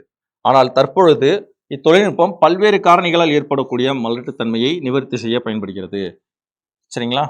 ஓகே, ஸ்டார்டிங்ல பார்த்தோம் அப்படின்னா அந்த அண்டநாளம் பாதிப்படைந்த அந்த பெண்களுக்கு மட்டுமே பயனளிச்சுதான். பட் இப்போ பார்த்தோம் அப்படின்னா அந்த தொழில்நுட்பம் நிறைய பேருக்கு பயன்படுத்துது. நிறைய காரணிகள் இருக்கு. சரிங்களா? அது ஆல்ரெடி நான் ஸ்டார்டிங்லேயே சொன்ன மாதிரி தான். ஓகேங்களா? ஸோ நார்மலாக உங்களுக்கு அண்டப்பை வந்து வீக்னஸாக இருக்கலாம், சில பேருக்கு வந்து ஹார்மோன் இம்பேலன்ஸ்னால சில குறைபாடுகள் ஏற்படலாம். ஓகேங்களா? அதெல்லாமே இதுக்கு முன்னாடி இருக்கக்கூடிய இந்த பர்டிகுலர் டாப்பிக்கில் இதுக்கு முன்னாடி இருக்கக்கூடிய பேஜஸ்ல எல்லாம் தெளிவாக கொடுத்துருக்காங்க. ஓகேங்களா? ஈவன் தைராய்டிசம் கூட ஒரு காரணமாக அது கொடுக்கப்படுது. ஒரு சில points, hyper thyroidism, hypo thyroidism எல்லாமே கொடுக்கப்பட்டிருக்கு. சரியா? ரைட். நிவர்த்தி செய்ய பயன்படுகின்றது. அண்டகத்தை தூண்டுதல், அண்ட செல்களை வெளிக்கொணர்தல், கருவுறச் செய்தல், கரு வளர்ப்பு மற்றும் கரு இடமாற்றம் ஆகியன இத்தொழில்நுட்ப சுழற்சியின் அடிப்படை படிநிலைகள் அப்படின்னு சொல்றாங்க. ஓகேங்களா? அண்டகத்தை தூண்டுதல் ஃபர்ஸ்ட் ஆஃப் ஆல் என்னது, ரெண்டு பேர்ட்டையுமே ஆண்கள் இடத்தும் பெண்கள் இடத்தும் வந்து ஆண்கள் இடத்தும் விந்து செல்களையும் பெண்கள் இருந்து அண்ட செல்களையும் தனியாக எடுத்துடுறாங்க. எடுத்துட்டு வெளிப்புறத்தில் ஆய்வகத்தில் என்ன பண்ணுறாங்க, அண்ட செல்களை வெளிக்கொணர்தல், வெளியே எடுத்துட்டாங்களா, கருவுரை செய்கிறாங்க, லேபில் கருவுரை செய்கிறாங்க. மறுபடியும் என்ன பண்ணுறாங்க, அந்த கரு முட்டைகளை மறுபடியும் பெண்களுக்குள்ளே செலுத்தி கருவை வளர்க்க செய்கிறார்கள். கரு இடமாற்றம் செய்தது இத்தொழில்நுட்பத்தின அடிப்படையான படிநிலைகள் ஆகும் அப்படின்னு சொல்லி முடிக்கிறாங்க. அப்போ ஐவிஎஃப்னுடைய ஸ்டேஜஸ், படிநிலைகள் என்ன அப்படிங்கிறது தான் இந்த இடத்துல கொடுத்துருக்குது. Okay right. இணைச்சல்கள் ஒன்றாக சேர்க்கப்படுகின்றன. ஒரு முட்டையை கருவுரை செய்ய, ஆல்ரெடி நான் ஸ்டார்டிங்லேயே சொன்னேன், கிட்டத்தட்ட 10,000 முதல் 1,00,000 நகரும் திறனுடைய விந்தணுக்கள் தேவைப்படுகின்றன. முக்கியமான பாயிண்ட் இது. அப்போ ஒரு கருத்தரிக்க செய்யப்பட வேண்டும் என்றால் ஒரு கருத்தடைய வேண்டும் என்றால் என்ன ஆகணும் அப்படின்னா, கரு வளர வேண்டும் என்றால் என்ன ஆகணும்னா, கிட்டத்தட்ட 10,000 1 lakh அந்த அளவுக்கு விந்தணுக்கள், நகரும் திறனுடைய விந்தணுக்கள் தேவைப்படுதுன்றாங்க. அது ஒரு டைமில் அந்த ஸ்பெர்ம் எஜெக்ஷன் நடைபெறும் போது அதில் நிறைய மில்லியன் கணக்கான செல்கள் வெளியேறுது, அதில் மாற்றக்கிறது இல்லை, சரிங்களா? பட் அதில் அந்த மில்லியன் செல்ஸில் பார்த்தோம் அப்படின்னா 10,000 to 1 lakh செல்ஸ் தான் வந்து என்ன பண்ணுது அப்படின்னா ஒரு கருவை வளர செய்கிறது. அப்போ மிச்சம் இருக்கிறதுலாம் ஓடிடும், சிம்பிளாக சொல்லணும். இவ்வளோதான் விஷயம், சரியா? பின்னர் கருமுட்டையானது செல் பிரிதலுக்கு உட்படுத்தப்பட்டு, செல் டிவிஷனுக்கு உட்படுத்தப்பட்டு 8 செல் கருக்கோள நிலையில் கருப்பையினுள் செலுத்தப்படுகின்றது. அந்த 8 செல் நிலைக்கு மேற்பட்ட கருவை கருப்பையினுள் செலுத்தப்படக்கூடிய முறை தான் கருமாற்று தொழில்நுட்பம் எனப்படும் அப்படின்னு சொல்லி முடிக்கிறாங்க. இதாங்க ஐவிஎஃப். சிம்பிளாக சொல்லணும்னா என்ன ஆகுது, 2 பேர்ட்டையுமே தனியாக வெளியே எடுத்து, அதாவது போத் மேல் அண்ட் ஃபீமேலில் அண்ட செல்லையும் இந்த செல்லையும் தனியாக எடுத்து லேபில் வளர்க்கப்பட்டு மறுபடியும் உள்ளே செலுத்தக்கூடிய முறை தான் ஐவிஎஃப். சிம்பிளாக. ஓகே, கிளியரா? புரியுது இல்லையா? In vitro fertilisation or test tube பேபினா என்னன்னு புரியுது இல்லையா? In this technique the sperm and eggs are allowed to unite outside the body of laboratory. One or more fertilized egg may be transferred into the woman's uterus, where they many implant uterine lining and develop. Excess of embryos may be cryopreserved. அதாவது excess of எம்ப்ரயோஸ்னா என்ன அர்த்தம்? அந்த extra இருக்கக்கூடிய வளர்ந்த கருமுட்டைகள், அதான் எம்ப்ரயோஸ். அதை என்ன பண்ணுறாங்க, கிரையோ ப்ரிசர்வேஷன் மூலமாக ஃப்ரோசன் பதப்படுத்தப்பட்டு பாதுகாக்கப்படுகிறது எதிர்கால தேவைக்காக, இன் ஃபியூச்சர் யூஸுக்கு. IVF first use to treat the woman with blocked damage or absent fallopian tubes. Okay, அந்த அண்டநாளம் டேமேஜ் ஆகிறவங்களுக்கு மட்டும் தான் இனிஷியலி அதை பயன்படுத்துகிறாங்க. தென் அதுக்கப்புறம் today IVF is use to treat many causes of infertility. என்ன, அதாவது இந்த மல்டித்தன்மைக்கான மெனி ரீசன்ஸ் இருக்குது, மல்டித்தன்மைக்கான நிறைய காரணங்கள் இருக்குது, அதற்காக இது இப்போ பயன்படுத்தப்படுது. The basic steps in the IVF treatment cycles are ovarian stimulation, egg retrieval, fertilization, embryo culture and also embryo transfer. இதெல்லாமே வந்து அதனுடைய பேசிக் ஸ்டெப்ஸ், படிநிலைகள். ஐவிஎஃப்னா புரியுதுங்களா? ஏன்னா இது நம்மளுக்கு அப்படியே டைரெக்டாக சிலபஸில் கொடுக்கப்பட்டிருக்கு. ஐவிஎஃப் டெஸ்ட் டியூப் பேபி அப்படின்னே கொடுக்கப்பட்டிருக்கு. அதனால் இது ரொம்ப ரொம்ப ரொம்ப முக்கியமானது. ஓகேங்களா? அப்போ இனிஷியலி யாருக்கு யூஸ் பண்ணாங்க, இப்போ எப்படி யூஸ் பண்ணுறாங்க, அதனுடைய ஸ்டேஜஸ் என்ன, இது எல்லாத்தையும் தெளிவாக படிச்சுக்கணும். ஓகேங்களா? ஸோ இது இந்த பாயிண்ட் ரொம்ப முக்கியம். 10,000 to 1 lakh motile sperms are needed to the each egg. Embryo transfer டெக்னிக்னா என்னென்னு பார்த்துட்டோம். ஓகேங்களா? அந்த கிரையோ ப்ரிசர்வேஷன் ஒன்று சொன்னமே சார், அதாவது அந்த வளர்க்கப்பட்ட எக்ஸ்ட்ரா இருக்கக்கூடிய கரு முட்டைகள் அதை வந்து ப்ரிசர்வ் பண்ணுவாங்கன்னு சொல்கிறோம்ல, அதை பற்றி தான் ஒரு டூயினோ பாயிண்டில் கொடுத்துருக்காங்க. ஸோ கரு உரை நிலை குளிரூட்டும் முறை, கிரையோ ப்ரிசர்வேஷன் ஆர் ஃப்ரீசிங். ஒரு உடல்வெளி கருவுறுதல் நிகழ்வில் தேவைக்கு அதிகமான கருக்கள் உருவானால் உபரி கருக்கள் உரைநிலை குளிரூட்டும் முறை மூலம் பாதுகாக்கப்படுகின்றது. தேவையான நேரத்தில் அந்த உரைநிலை மாற்றி பொறுத்து என்ன பண்ணலாம் அப்படின்னா கருத்தரிப்பிற்கான கூடுதல் வாய்ப்புகளையும் இது பெறலாம். ஏன்னா எதுக்காக சார் இது அப்படின்னா, இப்போது உள்ளே வச்சோடனே அந்த கரு வளரல சார், அப்போ என்ன பண்ணுவேன் அப்படின்னா ஆல்ரெடி இந்த ப்ரிசர்வ் பண்ணி வச்சிருக்கீங்களா, அதை எடுத்து அப்படியே என்ன பண்ணிக்கலாம் அப்படின்னா ஃபிட் பண்ணிக்கலாம், சிம்பிளாக சொன்னோம். அப்புறம் மறுபடியும் இது எதுக்கு யூஸ் ஆகுது, மறுபடியும் இன்னொரு அறுவை சிகிச்சை செய்து ஆண்களில் இருக்க ஸ்பெர்ம் செல்லையும் பெண்கள் இருக்கக்கூடிய அண்ட செல்லையும் தனியாக எடுத்து லேபில் வளர்க்கக்கூடிய அந்த பாசிபிலிட்டியை இது குறைக்குது. புரியுது நான் சொல்கிற விஷயம்? ஒன்றும் இல்லைங்க, ஒரு கரு முட்டை தான் எனக்கு தேவை, அப்போ அதை மட்டும் எடுத்து நம்மளுக்கு பெண்களுக்குள்ளே கருப்பைக்குள்ளே செலுத்திட்டா போதும், அது வளருது. சப்போஸ் அது வளரல சார், ஃபெயிலியர் ஆயிடுச்சு அப்படின்னா ஆல்ரெடி எக்ஸ்ட்ரா கருமுட்டைகள் வளர்ந்துருக்கலாம், அதை அப்படியே எடுத்து யூஸ் பண்ணால் போதும் இல்லை. அப்போ எக்ஸ்ட்ரா நம்மளுக்கு என்ன தேவையில்லை, மறுபடியும் தனித்தனியாக எடுத்து லேபில் வளர்த்து மறுபடியும் உள்ளே வைக்கணும் அவசியம் இல்லை. அதுதான் கொடுக்குறாங்க, அதான் பாயிண்ட் கடைசியில் கொடுக்குறாங்க. இதனால் மீண்டும் மீண்டும் அண்டகத்தை தூண்டி அண்ட செல்களை எடுக்க வேண்டிய அவசியம் இல்லை. ஓகே, இதான் வந்து ஃப்ரோசன் எம்ப்ரியோ ட்ரான்ஸ்ஃபர். இதான் வந்து கரு உரநிலை குளிரூட்டும் முறை, கிரையோ ப்ரிசர்வேஷனுடைய முக்கியமான ஒரு யூஸ். சரி, அடுத்து ஷிஃப்ட்னா என்ன, கருமுட்டையை அண்ட நாளத்தினுள் செலுத்தல். Zygote intrafallopian transfer, zygote intrafallopian transfer. Sir இந்த ஜிப்ட் கிஃப்ட் ஈடி இதனுடைய எக்ஸ்பான்ஷன் தெரிஞ்சு வச்சுக்கலாம், நம்மளுக்கு மேபி அதோடைய எக்ஸ்பான்ஷனே கொஸ்டினை கேட்கக்கூடிய வாய்ப்புகள் இருக்கு. ஓகேங்களா, அதவே தெளிவாக படிச்சுக்கலாம். ரைட், இப்போ நம்ம வந்து 2 விஷயங்கள் பார்த்துருக்கோம். ஃபஸ்ட்டு ஒன்று பார்த்தது ஐயுஐ, இன்ட்ரா யூட்டரைன் இன்செமினேஷன் என்னன்னு பார்த்துட்டோம். Second test tube baby, that means in vitro ஃபெர்டிலைசேஷன்னா என்ன, வெளிக்கரு விடுதல்னா என்ன அப்படிங்கிறத 2 விஷயம் பார்த்துட்டோம், 2 டெக்னிக் பார்த்துட்டோம். கிளியராக இருக்குல்ல? ரைட், அடுத்தது பார்க்கலாமா? மூன்றாவதுனா ஜிப்ட். மூன்றாவது என்ன பார்க்க போகிறோம், ஜிப்ட்னா என்னன்னு பார்க்க போகிறோம். இது உடல்வெளி கருவுறு தொழில்நுட்பம் போன்றது. ஓகே, இதுவும் இன்விட்ரோ ஃபெர்டிலைசேஷன், ஐவிஎஃப் மாதிரி தான்றாங்க, ஐவிஎஃப் போன்றது தான். இம்முறையில் 8 பிளாஸ்டோமியர்களை கொண்ட ஒரு கருமுட்டை லேப்ராஸ்கோபி முறையில், இந்த பாயிண்ட் ரொம்ப முக்கியம், லேப்ராஸ்கோபி முறையில் அண்ட நாளத்தினுள் செலுத்தப்படுகிறது. இந்த கருமுட்டையில் இயல்பான செல்பிரிதல் நிகழ்ந்து கருக்கோளம் தோன்று கருப்பையை நோக்கி நகர்ந்து என்ன ஆகுது அப்படின்னா பதிகிறது, அதன் மூலமாக உருவாகிறது. சரியா, இவ்வளோதான் விஷயம். ஸோ இந்த இடத்துல வந்து ஒரு பாயிண்ட் என்னது, ஜிப்டில் லேப்ராஸ்கோபி மெத்தட் அப்படின்ற ஒரு மெத்தட் அப்படிங்கிறது வருது. ஓகேங்களா. ஸோ இது உடல்வெளி கருவுறுதல் போன்ற ஒரு தொழில்நுட்பம் போன்றது தான். இம்முறையில் 8 பிளாஸ்டோமியர்களை கொண்ட ஒரு கருமுட்டை, ஓகேங்களா, ஒரு கருமுட்டை எவ்ரையோ, அதை என்ன பண்ணுறோம், லேப்ராஸ்கோபி முறையில் அண்ட நாளத்தினுள் செலுத்தப்படுகிறதுன்றாங்க. அந்த கருமுட்டையில் இயல்பான செல்பிரிதல் நிகழ்ந்து கருக்கோளம் தோன்றி கருப்பையை நோக்கி நகர்ந்து என்ன ஆகுது அப்படின்னா பதிகிறது. பதிகின்றது மீன்ஸ் பதிந்து தான் கரு அப்படியே உருவாக ஆரம்பிக்கும். தட் மீன்ஸ் குழந்தை உருவாக ஆரம்பிக்கும். சரியா, அப்படி இங்கிலீஷில் பார்த்தலாமா, ஜைகோட் இன்ட்ராஃபெலோபியன் ட்ரான்ஸ்ஃபர் in IVF அப்படின்னே கொடுத்துட்றாங்க. The zygote up to 8 பிளாஸ்டோமியஸ் stages transferred to the fallopian tube by laparoscopy. The zygote continues its natural division and migrates towards the uterus, கருப்பையை நோக்கி. சரிங்களா, where it get the inflated, பதிகின்றது அப்படின்னு சொல்லி முடிக்கிறாங்க. ஜிப்ட்னா என்னன்றதை பார்க்குறோம். சரியா, what do you mean by zift? Zygote intrafallopian transfer அப்படின்னா கருமுட்டையை அண்ட நாளத்தினுள் செலுத்துதல், என்னன்றது புரியுதுங்களா? IUT, கருப்பை உள் இடமாற்றம், இன்ட்ராயூட்டரைன் டிரான்ஸ்ஃபர், கருப்பை உள் இடமாற்றம் அப்படின்னு சொல்கிறோம். இந்த 8 பிளாஸ்டோமியர்களை விட அதிகமான செல்களை கொண்ட கருவானது கருப்பையில் செலுத்தப்பட்டு முழு வளர்ச்சி அடைகிறது. இதுக்கு பேர் தான் என்ன பேர், இன்ட்ராயூட்டரைன் டிரான்ஸ்ஃபர் அப்படின்னு சொல்கிறாங்க. இன்ட்ராயூட்டரைன் டிரான்ஸ்ஃபர். இது அடுத்தது. அதுக்கு அடுத்து கிஃப்ட் என்னது, கேமிட் இன்ட்ராஃபெலோபியன் டிரான்ஸ்ஃபர். இப்போ இதுக்கு முன்னாடி பார்த்தோம்ல ஜிப்ட், சைகோட் இன்ட்ராஃபெலோபியன் டிரான்ஸ்ஃபர், அதே மாதிரி கேமிட் இன்ட்ராஃபெலோபியன் டிரான்ஸ்ஃபர் அப்படிங்கிறது என்ன, இம்முறையில் அண்டத்திலிருந்து முட்டைகள் சேகரிக்கப்பட்டு விந்து செல்களுடன் சேர்த்து ஒரு அண்ட நாளத்தினுள் சேர்த்து வைக்கப்படுகிறது. ஆனால் இங்கே என்ன பார்த்தோம், ஒன்லி பிளாஸ்டோமியர் மட்டும் பார்த்தோம். பட் இங்கே என்ன பண்ணுறாங்க அப்படின்னா ஸ்வயம் செல்லோட சேர்த்து என்ன பண்ணுறாங்க அப்படின்னா ஒரு அண்ட நாளத்தில் வைக்கப்படுகிறது. கருவுறுதல் நிகழ்ந்த பின் உருவாகும் கருமுட்டை கருப்பையை நோக்கி நகர்ந்து என்ன ஆகுது, கருப்பையின் உட்படலத்தில் பதிகின்றது. இதுக்கு பேர் கிஃப்ட். அப்போ ஜிப்டுக்கும் கிஃப்ட்டுக்கும் உள்ள வித்தியாசம் தெளிவாக புரிஞ்சுக்கணும். இதில் ஸ்பெர்ம் செல் அடங்கலை, ஒன்லி பிளாஸ்டோமியஸ் மட்டும் தான். பட் இதில் வந்து ஒன்லி விந்து செல்லோட சேர்த்து என்ன பண்ணுறாங்க அப்படின்னா அண்ட நாளத்தினால் செலுத்தப்படுகிறது. ஓகே, ரெண்டுக்குள்ள வித்தியாசம் புரிஞ்சுங்க. ஸோ கேமிட் அப்படின்னாலே விந்து செல்கள் தான் அர்த்தம் பொதுவாக. ஓகே ரைட், அது அப்படி இங்கிலீஷில் பார்க்கலாம். So the transfer of ovum collected from a donor into a fallopian tube. In this eggs are collected from the ovaries and placed with sperms in one of the fallopian tubes.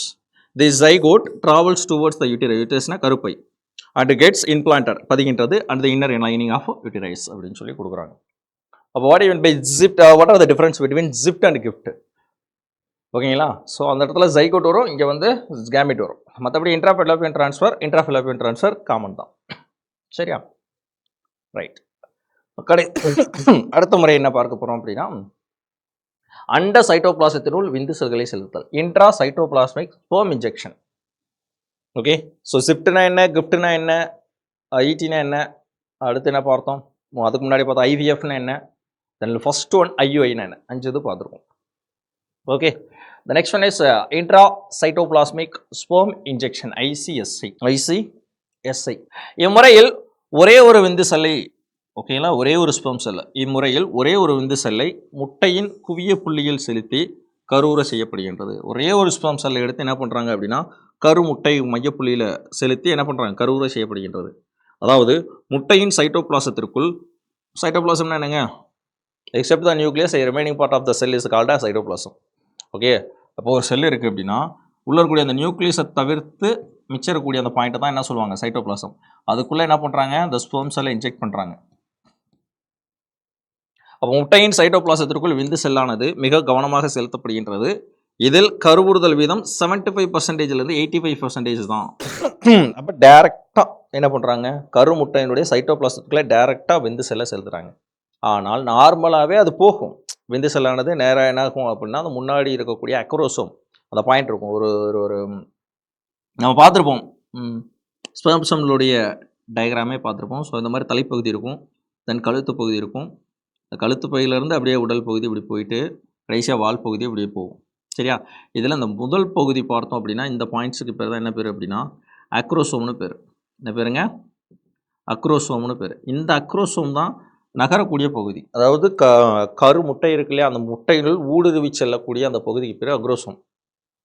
ஓகேங்களா? அந்த acrosome வந்து நார்மலாகவே அது வந்து என்ன பண்ணும் அப்படின்னா கருமுட்டைக்குள்ளே உட்செல்லும், உள்ளே போகக்கூடிய திறன் கொண்டது. அதை நம்ம ஆர்டிஃபிஷியலாக பண்ணுறோம். அப்போ அந்த ஸ்பெர்ம் செல்லை எடுத்து டைரெக்டாக கருமுட்டைக்குள்ளே இருக்கக்கூடிய அந்த சைட்டோபிளாசத்து, அந்த செல்லுக்குள்ளே இருக்கக்கூடிய சைட்டோபிளாசத்துக்குள்ளே மிக கவனமாக செலுத்தப்படுது. ஆனால் இதனுடைய கருத்தரிக்கிற வீதம் பார்த்தோன்னா 75லேருந்து 85% வரையும் பாசிபிள் இருக்குன்னு சொல்கிறாங்க. கருமுட்டை 8 செல் கருக்கோள நிலையை அடைந்தவுடன் பெண்ணின் கருப்பைக்குள் மாற்றப்பட்டு கருவமடைய செய்யப்படுகிறது மறுபடியும். சரிங்களா? அப்போ ஒரே ஒரு ஸ்பெர்ம் செல்லை எடுத்து அதை டைரெக்டாக கருமுட்டையினுடைய சைட்டோபிளாச செல்லுக்குள்ளே இருக்கக்கூடிய சைட்டோபிளாசத்துக்குள்ளே செலுத்தப்பட்டு கருத்தரிக்கை செய்யப்படுது. சிம்பிளாக நார்மலாக எடுத்துட்டு. சரியா? அதுக்கு பேர் வந்து என்ன பேர்? Intra cytoplasmic sperm injection. அதிலே பேர் இருக்குது. அது பேர்லேயே ஆன்சர் முடிஞ்சு. Intra cytoplasmic. சைட்டோபிளாஸ்மிக்னா யாருடைய சைட்டோபிளாஸ்மிக்? பெண்ணுடைய அண்ட முட்டை செல்லினுடைய சைட்டோபிளாஸ்மிக் உள்ள ஆணுடைய ஸ்பெர்மை இன்ஜெக்ட் பண்ணுறாங்க. இன்ஜெக்ட் பண்ணி கருத்தரிக்கை செய்யப்படுகிறது. சரியா? இதுக்கு பேர் தான் ICSI அப்படின்னு சொல்லக்கூடிய இன்ட்ரா சைட்டோபிளாஸ்மிக் ஸ்பெர்ம் இன்ஜெக்ஷன் அப்படின்னு சொல்கிறாங்க. இன்ட்ரா சைட்டோபிளாஸ்மிக் ஸ்பெர்ம் இன்ஜெக்ஷன் அப்படின்னு சொல்கிறோம். சரியா? ஆனால் இதனுடைய பாசிபிள் எவ்வளவு? கருத்தரிக்கிற பாசிபிள் எவ்வளவுங்க? 75%லேருந்து கிட்டத்தட்ட 85% வரையும் அந்த பாசிபிலிட்டி இருக்குது அப்படின்றாங்க. Intra cytoplasmic sperm injection. Only one sperm is injected to the focal point, cytoplasm, focal point of the egg to fertilize. கிட்டத்தட்ட the fertilization occurs in 75 to 85% of eggs ejected to the sperms. அடுத்து சரகேசி. சரகேசி அப்படிங்கிறது already நம்ம இந்த கிளாஸினுடைய ஸ்டார்டிங்லேயே ஒரு வார்த்தை சொல்லியிருக்கோம். எப்படி அது ஸ்டார்டிங்கில் எப்படி அந்த அளவுக்கு உருவாச்சு அப்படின்னு சொல்லி. ஸோ வாடகை தாய்முறை. ஸோ தாய்மை அடைய முடியாத பெண்ணுக்கு அல்லது பெண்களுக்கு வேறு ஒரு பெண் ஒப்பந்த முறையில் கருவை சுமந்து குழந்தையை பெற்றுத்தரக்கூடிய ஒரு முறைக்கு பேர் தான் வாடகை தாய்மை முறை. ஓகேங்களா? ஆனால் இந்த பாயிண்ட் தான் ரொம்ப முக்கியம். தாய்மை அடையாத முடியாத பெண் இருக்குது, அவங்களுக்காக தான் முதல் அந்த வாடகை தாய்முறை அப்படிங்கிறது கொண்டு வரப்பட்டது. கரெக்டு தான், அது ஒரு வகையில் நல்லது தான். சரியா? ஏன்னா ஆல்ரெடி சொன்னது தான். இச்செயல்முறையில் உடல் வழி கருவுறுதல் மூலம் IVF மூலமாக சொன்னேன்ல, அதாவது உடல் IVFன்னு என்ன அர்த்தம்?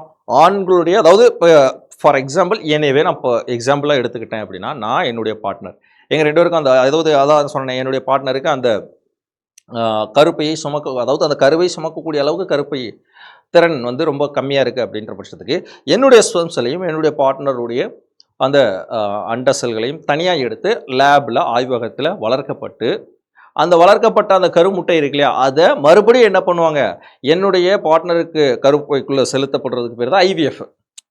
சரியா? ஆனால் அவங்களுக்கு தான் அந்த கருவை சுமக்கக்கூடிய அளவிற்கு அந்த கருப்பை ரொம்ப வீக்னஸாக இருக்கு.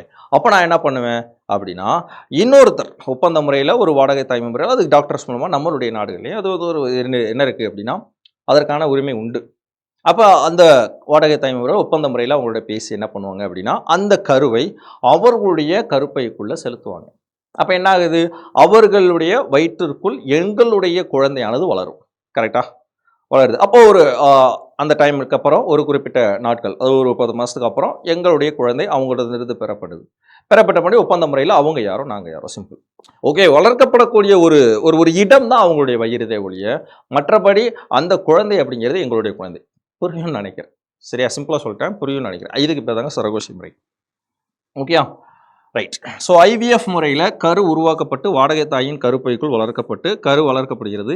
இதன் மூலமாக பிறக்கும் குழந்தைக்கு தாய்மை அடைய முடியாத பெண் தாயாகும் பேர் பெறுகின்றனர். ஸோ ரொம்ப முக்கியமான ஒரு விஷயம். என்னை பொறுத்தளவுலாம் இதெல்லாம் வந்து வரப்பிரசாதம் தான் நம்ம சொல்லணும். நிறைய பெண்களுக்கு அந்த மாதிரி இருக்குது, இல்லைன்னு நம்ம சொல்லவே முடியாது. சரியா?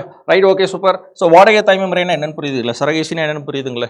ஓகே, ஏன்னா இது வந்து ஒரு கான்ட்ரவர்சியாக மாறுச்சு இல்லையா? போன குரூப் 2ல் கூட கேட்டது அதை ஞாபகம்னு நினைக்கிறேன். சரி, ஞாபகம் இல்லை. ஓகே, ஏன்னா அந்த டைமில் தான் அந்த பிரச்சனை ஓடிட்டு இருந்துச்சு. ஐ மீன் ஆக்ட்ரஸ் நயன்தாரா வந்து அவங்க அந்த மாதிரி மூலம் தான் குழந்தை பெற்றுக்கிட்டாங்க அப்படிங்கிற ஒரு கான்ட்ரவர்சி போயிட்டு இருந்தபோது கரெக்டாக அந்த சரகேசி அப்படிங்கிற பாயிண்ட்டு நிறைய நியூஸ் பேப்பரில் வந்துக்கிட்டே இருந்துச்சு. பார்த்துருப்பீங்க நினைக்கிறேன். போன குரூப் 2 அட்டன் பண்ணவங்களுக்கு கண்டிப்பாக அது ஞாபகம் இருக்கும். சரியா? சரி, ரைட். ஓகே, அடுத்த பாயிண்ட் பார்க்கலாமா? ஸோ இதுவரைக்கும் கிளியராக இருக்கா? இதுவரை எல்லாருக்குமே சரகேஸ் வரையும் ஆல்ரெடி கிளியராக இருக்கா? இதுவரை எல்லாருக்குமே கிளியராக இருக்கா? ஜிப்ட்னா என்ன, கிஃப்ட்னா என்ன, ஈட்டினா என்ன, ஐயுஐனா என்ன, ஐவிஎஃப்னா என்ன, டெஸ்ட் பேப்னா என்ன, இது வரைக்கும் எல்லாருக்குமே கிளியராக இருக்குது. கடைசியாக பார்த்தா சரகேசி வரையும். ஓகே, நெக்ஸ்ட் பார்க்கலாமா? அடுத்து என்ன சொல்கிறாங்க?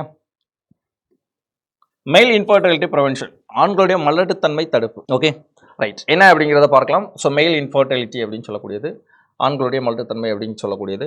ஸோ விந்து செல்கள் இல்லாத விந்து திரவம், அதாவது ஸ்பெர்ம் அப்படிங்கிறது பொதுவாக எல்லாருக்கும் தெரியும். ஸோ ஸ்பெர்ம் எஜெக்ட் ஆகும்போது வெறும் ஸ்பெர்ம், அது ஸ்பெர்முக்குள்ளே என்ன இருக்குன்னா ஸ்பெர்ம் செல்ஸ் இருக்கும். ஓகே, வெறும் ஸ்பெர்ம் மட்டும் இருந்துச்சு அப்படின்னா, ஸ்பெர்ம் செல்கள் இல்லாத ஸ்பெர்ம் மட்டும் இருந்துச்சு அப்படின்னா, விந்து செல்கள் இல்லாத விந்து திரவம் குறைந்தபட்சம் இருமுறை வெளிப்பட்டால் எஜெக்ட் ஆச்சு அப்படின்னா இந்த நிலைக்கு ஏஜூஸ்பெர்மியா என்று பெயராம். ஓகேங்களா? அப்படின்னா என்ன அர்த்தங்க? சிம்பிளாக சொல்லணும்னா வெறும் லிக்விட் மட்டும் தான் இருக்குது, அதுக்குள்ளே இருக்கக்கூடிய செல்கள் இல்லை. தட் மீன்ஸ் நியூட்ரியன்ட் இல்லை அப்படின்னு அர்த்தம். எனக்கு தேவையான அந்த, ஏன்னா அந்த விந்து செல்கள் தான் என்ன பண்ணும் அப்படின்னா பெண்களுடைய கருமுட்டையில் பதிஞ்சு கருவை உருவாக்கும். அப்போ அந்த விந்து செல்களே இல்லை அப்படின்னா வெறும் ஸ்பெர்ம் மட்டும், அந்த விந்து திரவம் மட்டும், லிக்விட் மட்டும் இருந்துச்சுன்னா வேஸ்ட்டு தானே. ஆனால் இது இருக்குது அந்த குறைப்பு. அப்படியெல்லாமா இருக்குது சார் அப்படின்னா இருக்குது. மொத்த மக்கள் தொகையில் கிட்டத்தட்ட 1% ஆஃப் மக்கள்கிட்ட இது காணப்படுதுன்றாங்க. அப்போ இவங்களுக்கு என்ன சார் பண்ணுறது? அதெல்லாம் யாருக்கிட்ட இருக்கும்னு நம்ம எப்படி பார்க்குறோம்? உலகத்தில் அவ்வளோ பேர் இருக்காங்க. ஓகேங்களா? எல்லாருக்குமே பர்ஃபெக்டாக 100% இருக்குமா? கிடையாது. ஏதாவது 1 or 2% இது இந்த குறைபாடு இருக்க தான் செய்யும். அந்த 1% மக்கள் தொகையில் அந்த 1% மக்களிடம் இருக்குல்ல, அந்த 1% யாராக வேணா இருக்கலாம் இல்லையா? நீங்களாக இருக்கலாம், நானாக இருக்கலாம், யாராக வேணாலும் இருக்கலாம் இல்லையா? அப்போ இவர்களுக்கும் கண்டிப்பாக ஆஃப்டர் த மேரேஜ் கழிச்சு நம்மளுக்கு என்ன இருக்கும்?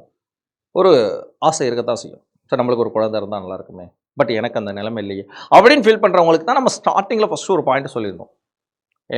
ஐயுஐ என்று சொல்லக்கூடியது ஆண்களிடம், அதாவது மலட்டுத்தன்மை கொண்ட ஆண்களுக்காக இருக்கக்கூடிய ஒரு டெக்னிக் தான் இன்ட்ராயூட்டரைன் இன்செமினேஷன் அப்படின்னு சொல்லக்கூடிய அந்த முறைன்னு சொல்லியிருந்தோம். சரியா? Right. Male infertility. So azoospermia is defined as the absence of spermatozoa. That means அந்த ஸ்பெர்ம்ஸில் இருக்கக்கூடிய cellular ஸ்பெர்மatozoa in the ejaculate semen. ஓகேங்களா? on at least 2 occasions. Okay, 2 முறை வெளிப்பட்டால் இந்நிலைக்கு எஜூஸ்பெர்மியா என்று பெயர்ன்றாங்க. It is observed approximately 1% of total பாப்புலேஷன்றாங்க. மொத்த மக்கள் தொகையில் கிட்டத்தட்ட 1% மக்கள்கிட்ட தான் காணப்படுதுன்றாங்க. 99% ஆண்கள்கிட்ட இந்த மாதிரி கிடையாது. ஆனால் அந்த 1% இருக்காங்களே, அந்த 1% யாராக வேணா இருக்கலாம்ல. சரி, ரைட். அடுத்து அந்த விந்து குறையாளர் அப்படின்னு சொல்லக்கூடியது, விந்தகத்திலேருந்து விந்து சேகரித்தல், டிஇஎஸ்சி என்று சொல்லக்கூடியது. டிஇஎஸ்சி அப்படின்னா மைக்ரோ டெஸ்டிகுலர் ஸ்பெர்ம் எக்ஸ்ட்ராக்ஷன் அப்படின்னு பேர். Okay right. ஸோ இந்த விந்தகத்திலேருந்து விந்து சேகரித்தல் அப்படின்னா என்ன அப்படிங்கிறத பார்க்கலாம். ஸோ இம்முறையில் நுண்ணிய அறுவை சிகிச்சை மூலம் விதைப்பையை துளையிட்டு விந்தகத்திலிருந்து விந்து சேகரிக்கப்படுகிறது. ஓகேங்களா? பொதுவாக ஆண்களுக்கு பேர் ஆஃப் டெஸ்டிஸ் அப்படிங்கிறது காணப்படும். சரிங்களா? ஓகே, பேர் ஆஃப் டெஸ்டிஸ் அப்படிங்கிறது காணப்படும். இது நம்மளுக்கு ஆல்ரெடி இதிலே பார்த்துருக்கோம். என்னது ப்ரிலிம்ஸ் ஃபேட்டாஃப்லேயே படிச்சிருக்கோம். பேர் ஆஃப் டெஸ்டிஸ் ஆண்களுக்கு பொதுவாக ஓரினை விந்தகங்கள் என்பது காணப்படும். அந்த விந்தகத்தில் என்ன பண்ணுறாங்க அப்படின்னா துளையிட்டு அந்த விந்து சேகரிக்கப்படுது. இக்கீரல் வழியாக ஒரு நுண்ணோக்கியின் உதவியுடன் 1 அல்லது 2 விந்தகங்களிலும் உள்ள விந்து நுண்குழல்களை விரிவடைய செய்து, ஓகேங்களா, அதுக்குள்ளே பார்த்தோம்னா, இப்போ ஃபார் எக்ஸாம்பிள் இதுதான் விந்தகம், இதுக்குள்ளே பார்த்தோம் அப்படின்னா இப்போ ஒரு விந்தகம் இருக்கும், அதுக்குள்ளே விந்து நாளங்கள் அப்படிங்கிறது காணப்படும். ஓகேங்களா? ஸோ விந்து நாளங்கள் அப்படின்னு சொல்லுவாங்க, அதுக்கு பேர் செமினிஃபரஸ் டியூபுலஸ் அப்படின்னு பேர் ஆங்கிலத்தில். அந்த விந்து நாளங்கள், ஓகே, அதான் இங்கே கொடுக்குறாங்க. விந்து நுண்குழல்கள், விந்து நாளங்கள் 2 ஒன்று தான். அதை விரிவடைய செய்து அதை என்ன பண்ணுறாங்க? எக்ஸ்பேண்ட் பண்ணுறாங்க. விந்து செல் உற்பத்தியாகும் பகுதியிலிருந்து சிறிதளவு திசுவை வெளியே எடுத்து, தட் மீன்ஸ் அந்த விந்து நாளம் இருக்கு இல்லையா, இப்போ இந்த விந்தகத்துக்குள்ளே தான் அந்த விந்து நாளம் இருக்குது, விந்து நுண்குழல்கள் இருக்குது. இதான் அந்த டியூப்னு வச்சுங்களேன். அதுக்குள்ளே 2 வகையான செல்கள் காணப்படுங்க. இது ஜெர்மினல் எபித்தீலியல் செல், இடையில தான் இந்த இடையீட்டு செல்கள், லீடிங் செல்ஸ் அப்படின்னு சொல்லுவாங்க. இந்த பாயிண்ட், இது பேர் என்ன பேர்? லீடிங் செல். கேள்விப்பட்டிருப்போம்னு நினைக்கிறேன். ஓகே, ஆண்களில் விந்து செல்களை உற்பத்தி செய்வது என்ன செல்கள்னா அந்த இடையீட்டு செல்கள், interstitial cells or Leydig cells அப்படின்னு சொல்லுவாங்க. அந்த லீடிங் செல்கள் தான் என்ன பண்ணும் அப்படின்னா ஆண்களில் விந்து அணுவை உற்பத்தி செய்யும்.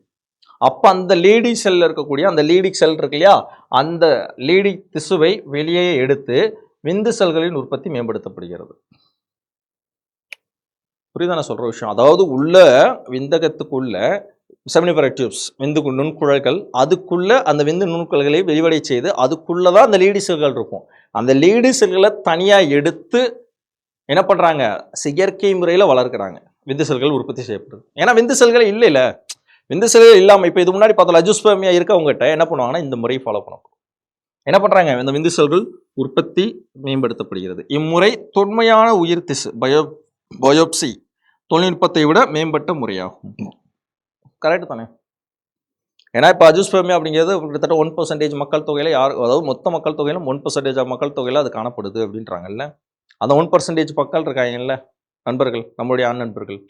அப்போ அவங்களுக்கு என்ன பண்ணுவாங்க, இந்த முறை மூலமாக எடுக்கப்பட்டு அந்த விந்தணு உற்பத்தி செய்யப்படுகிறது, உற்பத்தி மேம்படுத்தப்படுகிறது அப்படின்னு நம்ம சொல்றோம். சரியா? அப்போ இதுக்கு பேர் தான் என்னது, டிஎஸ்சி அப்படின்னு சொல்றாங்க.